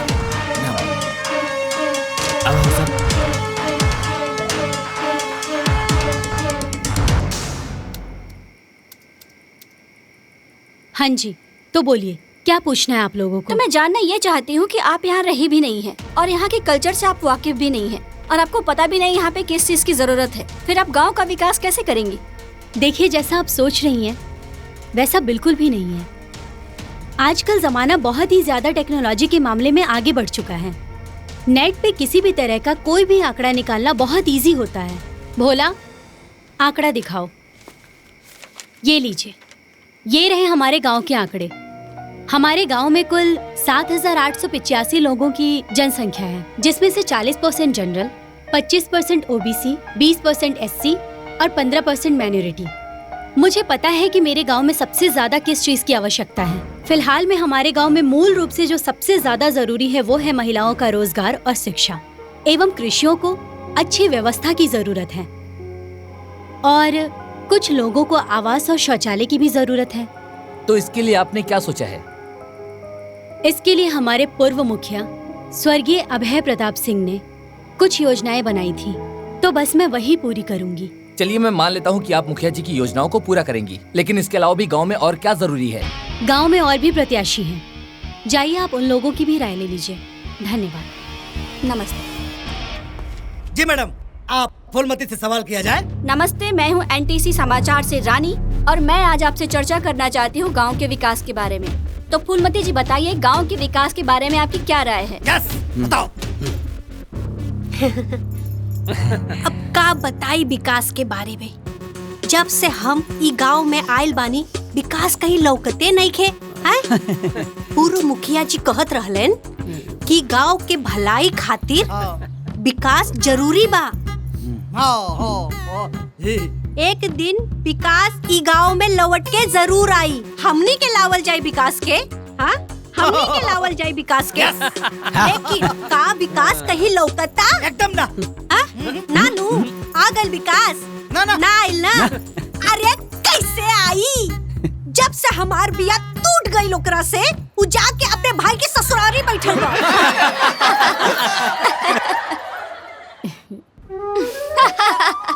अरे आवे के नामे नहीं खेले। अब रउआ लोग के कोनो और इंटरव्यू चाहिए तो विकासवा के लगे चल जाओ करे ससुरारी, ले ला इंटरव्यू।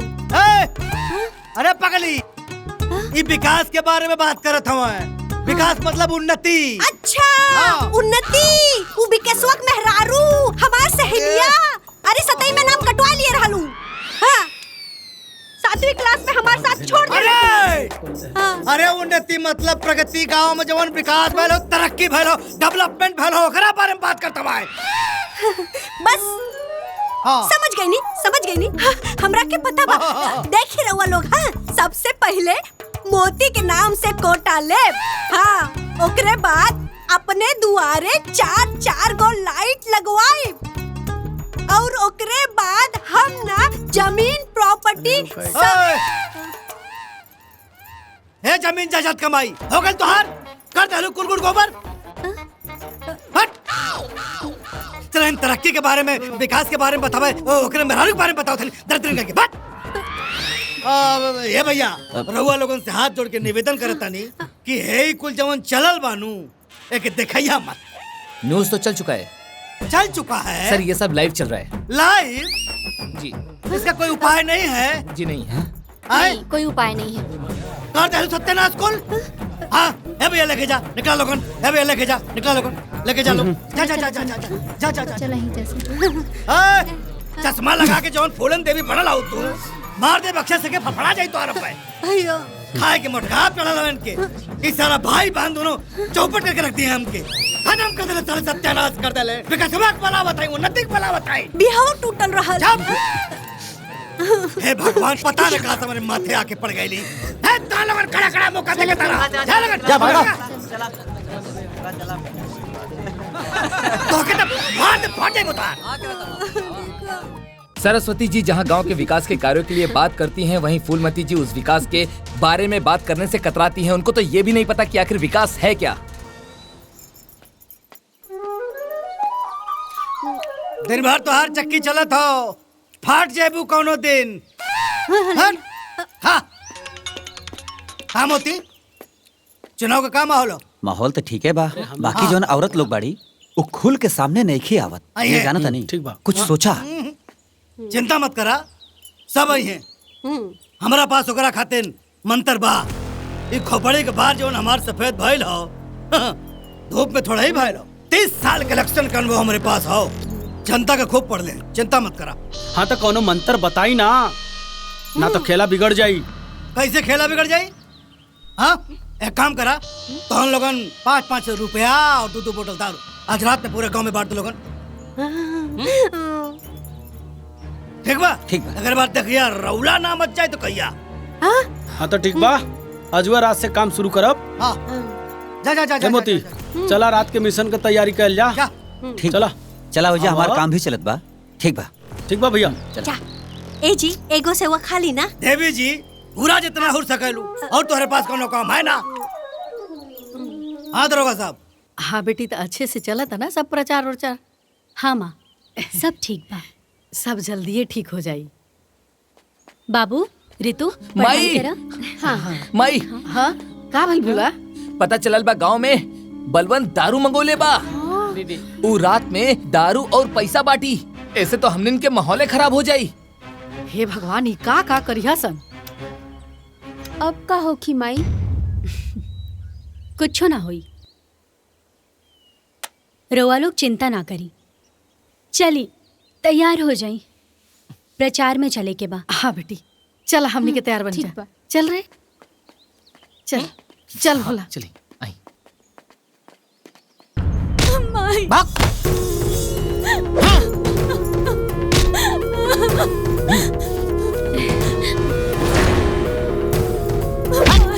ई का हल्ला होता?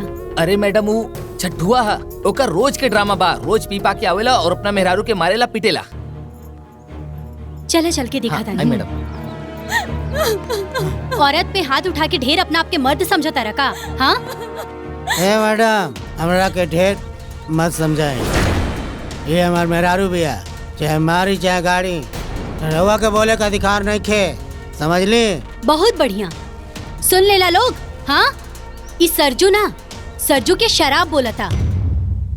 अभी भी समय बा, तू लोग आपन आपन मर्द के संभाल ला लोग। ये इलेक्शन आवत जात रही और इलेक्शन में दारू के बोतल बटत रही, लेकिन उन नुकसान के बाद होखे वाला बर्बादी में तोहनी लोगन के साथ देवे वाला केहू ना रही। चली माँ जी।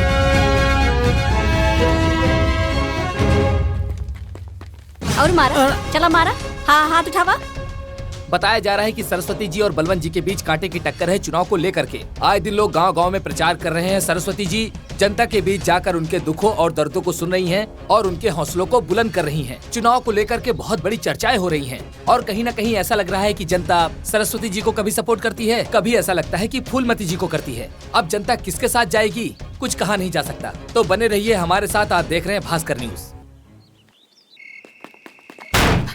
अरे टोटल 40 पेटी गाड़ी भरा बा। देखा माल देखा। देसिया माल है। एकरा पीला से सुबह तक टना टन दिद्दी परोट पड़ी। तो हर जीजी ना अब तक मार गल होती। ला ये पकड़ा। मजाक शुरू। अरे ला ना, चला आवा जल्दी। नोट लायल बड़ा की ना? अरे यार माल पूरा टना टक भरल बानी। हाँ बस बस बस। बता तोरा के 40,000 लाई है। अरे वाह, देखा गांव वाले कोनो लौकत हो कि ना? चुप रहा।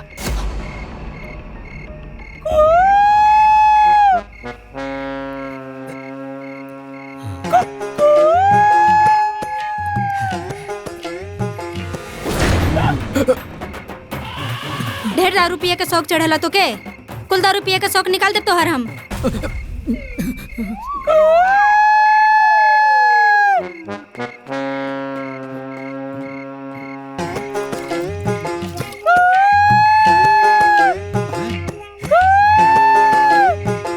चला अंदर।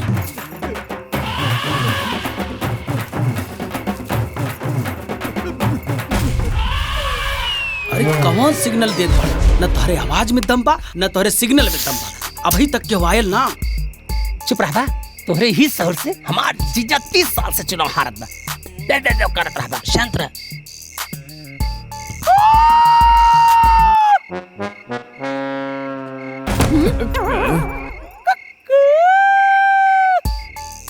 अरे तनका जोर से बोला। अरे यार मुंह बंद रखा ना। तोरा के चुनाव के बारे में कुछ पता बा? 45 बार हम चुनाव लड़ोले बानी। हाँ तो ठीक बा। चुप। जात है जल्दी जल्दी।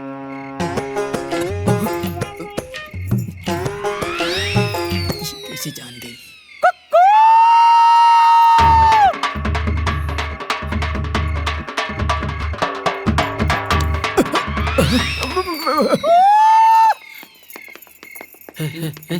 लागत बाकी कोनो का पैर आवत बा खाओ।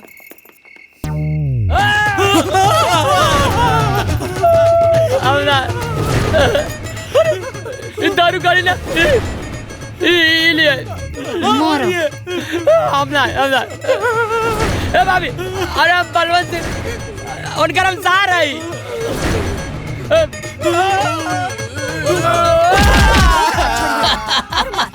मार मार मारी बेलना लेके वोट मांगत रहले। बेलना मार मार इनकरा के। पकड़ा पकड़ा मार एकरा के। पकड़ा पकड़ा अरे रुका, कहां भागत बड़ा? रुका। पैसा बांटत रहले, राते राते दारू बांटत रहले। ला वोट लिहा वोट। भागत कहां बाड़े? रुका रुका ना। किताबी वोट दिया ए माई। मारा दबा के। पकड़ पकड़ एकरा के पकड़।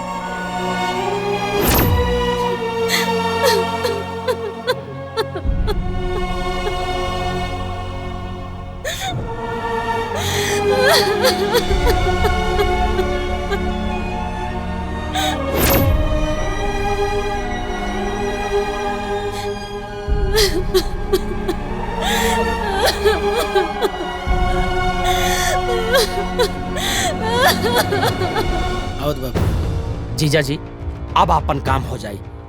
ई हैं दुरप्पी हमार बहुत ही विश्वसनीय आदमी। काम भी हो जाए और नाम भी ना आई। तो के पूरा भरोसा हो? एकदम भरोसा बा। कुछ भी हो जाए लेकिन मुंह ना खोली। अब अगर विश्वास टूटल तो तोही के पेलब हम। कबो तो विश्वास करा करा। ठीक बा। देमा। हाँ भैया। पैसा दे दे। ठीक बा।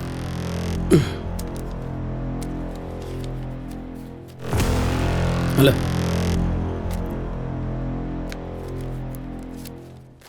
मुंह बंद रखो। हो जाए काम।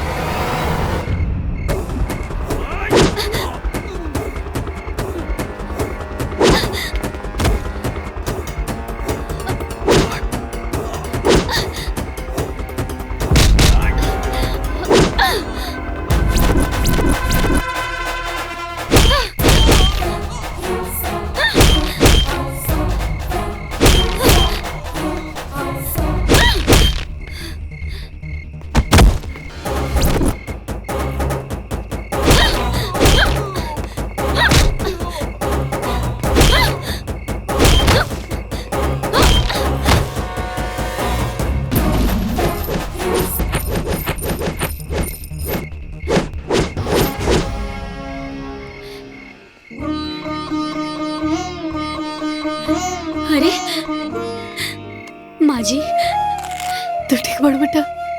हाँ हम ठीक बानी। रे तू ठीक बाड़ू ना? हाँ भाभी ठीक बनी।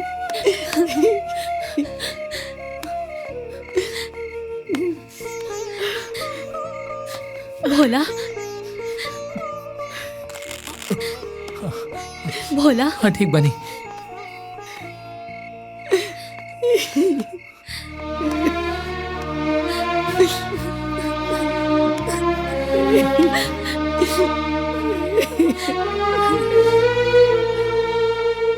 इस वक्त हम धर्मापुर ब्लॉक पर हैं, जहां पर दोनों प्रत्याशियों की वोटिंग चालू है। ऐसा बताया जा रहा है कि दोनों प्रत्याशी एक दूसरे पर भारी पड़ रहे हैं।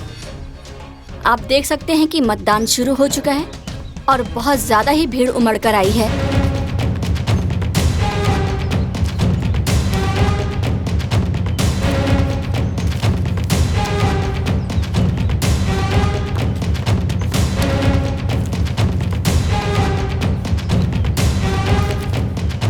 अभी तक माना जा रहा है कि 70% वोटिंग हो चुकी है, 30% बाकी है, जो कि 5 बजे तक हो जाएगी।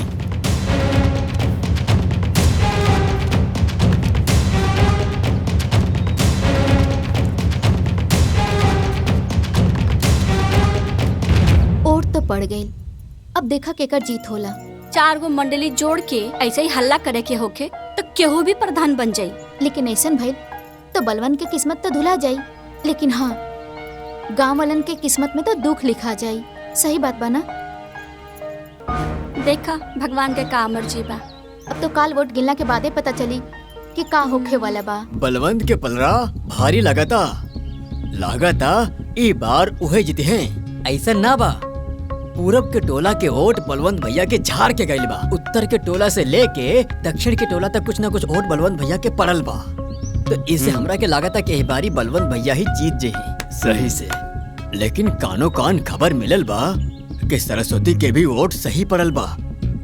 भैया अभी कोनो भरोसा ना कल जा सकेला जबले रिजल्ट ना आवे।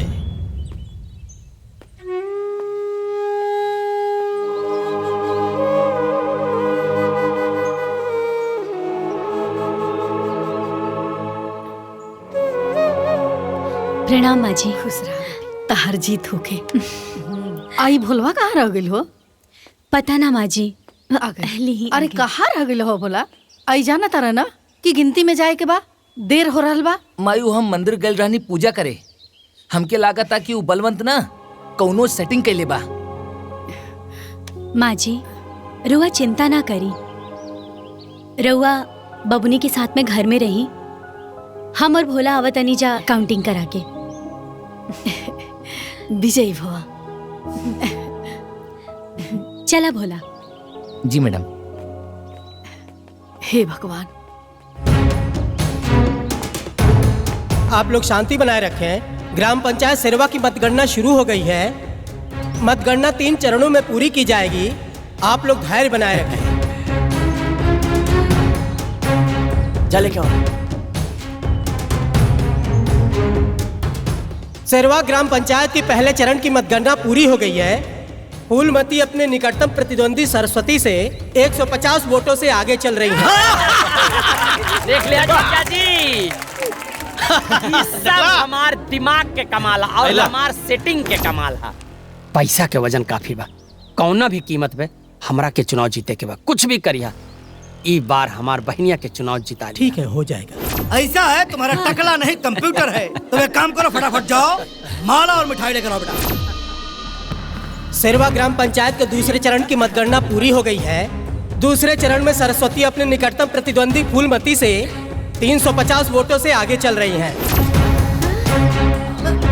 सरस्वती देवी जिंदाबाद! सरस्वती देवी जिंदाबाद! अरे भैया अभी तीसरा डब्बा बाकी हो। शांत रहा, आगे गिनती बाकी हो। सेरवा ग्राम पंचायत की तीसरी और आखिरी चरण की मतगणना पूरी हो चुकी है। तू देख लिया। सरस्वती अपने निकटतम प्रतिद्वंदी फूलमती से 750 वोटों से विजयी घोषित की जाती है।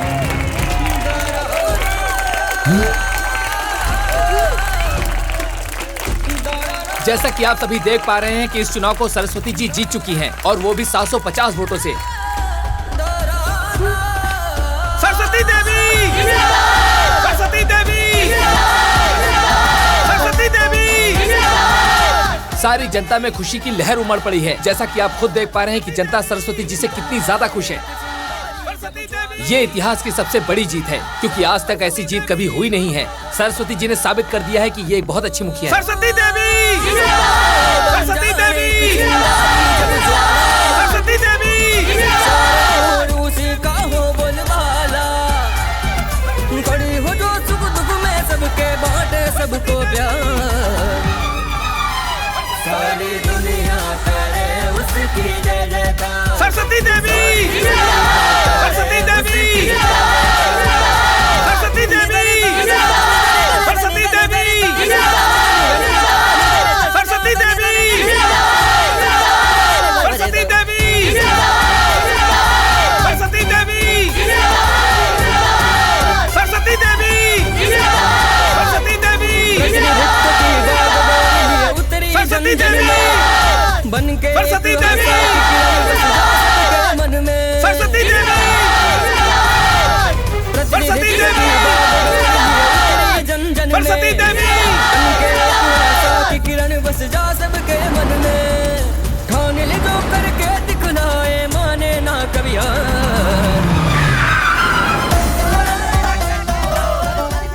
इस समय हम सरस्वती जी के घर के बाहर खड़े हैं और सारी जनता उनके घर के बाहर है और बहुत ही ज्यादा खुश है जनता। सरस्वती जी ने इस चुनाव को अपने दम पर ही जीता है और वो भी 750 वोटों से। उसकी जय जयकार, सारी दुनिया करे उसकी जय जयकार, सारी दुनिया करे उसकी जय जयकार। प्रणाम माँ जी। खुश रहा बेटा। आज हम बहुत खुश बानी। तू हमारा कुल के मर्यादा रख देलू। तू हमार बहू ना, हमार बेटा बड़ू। तू हमारा खानदान के मान सम्मान अभिमान बड़ू। तहरा पे हमरा बहुते गर्व हो रहल बा। ना माँ जी, अभी हमार कर्तव्य पूरा नहीं खे भइल। भोला जी मैडम। फोन दा।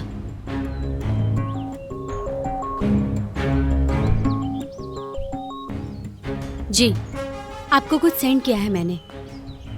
जी।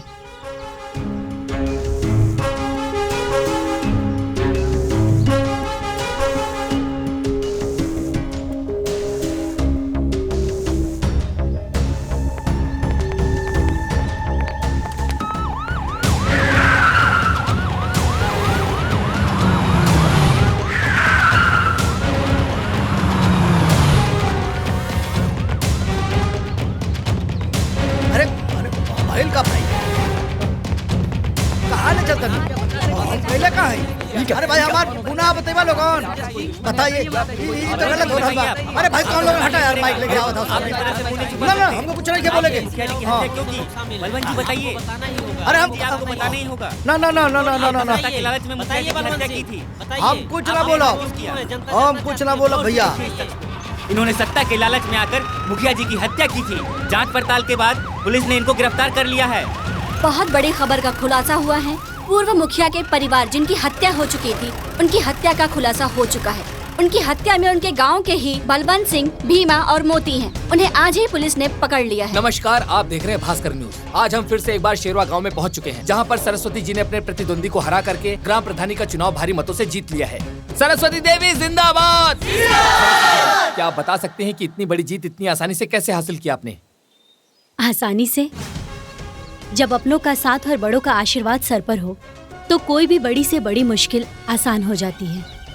ये सब मेरे बड़े बुजुर्गों का प्यार और आशीर्वाद है। यहाँ के समस्त ग्रामवासियों को मैं दिल से धन्यवाद करना चाहूंगी, जिन्होंने मुझे इस काबिल समझा कि आज उन्होंने मुझ पर भरोसा करके मुझे इस पद पे खड़ा किया। और मैं उन सबसे वादा करना चाहूंगी कि मैं आपका भरोसा हमेशा कायम रखूंगी। अभी अभी पता चला है आपके परिवार के कत्ल के बारे में। बलवंत सिंह, भीमा और मोती गिरफ्तार हो गए हैं। इस पे आप क्या कहना चाहेंगी? अभी तो सिर्फ मैडम वो गिरफ्तार हुए हैं। अभी तो उन पर बहुत कुछ मुकदमा चलना बाकी है। तो आपके पास कोई सबूत है? आपको क्या लगता है उन्हें गिरफ्तार किस बिहाफ पे किया गया है? मेरे पास पुख्ता सबूत है उनकी गिरफ्तारी का। सबूत है? कैसा कैसा सबूत है? एक्चुअली मेरे दादाजी के कमरे की सफाई करते वक्त मुझे मेरे दादाजी के कमरे में हिडन कैमरा मिला था।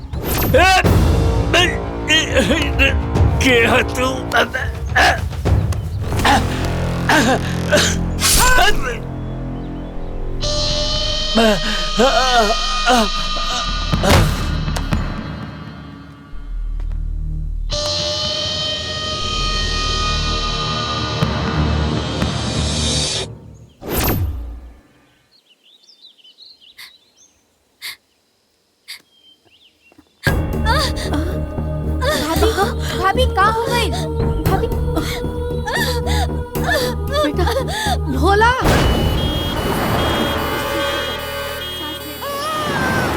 बधाई हो, लइका भइल बा। भगवान के आशीर्वाद से जच्चा और बच्चा दोनों ठीक बाड़े।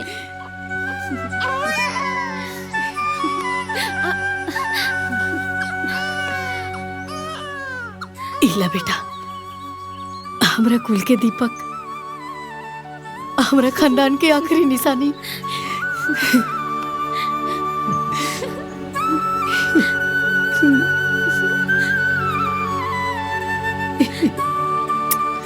बधाई हो।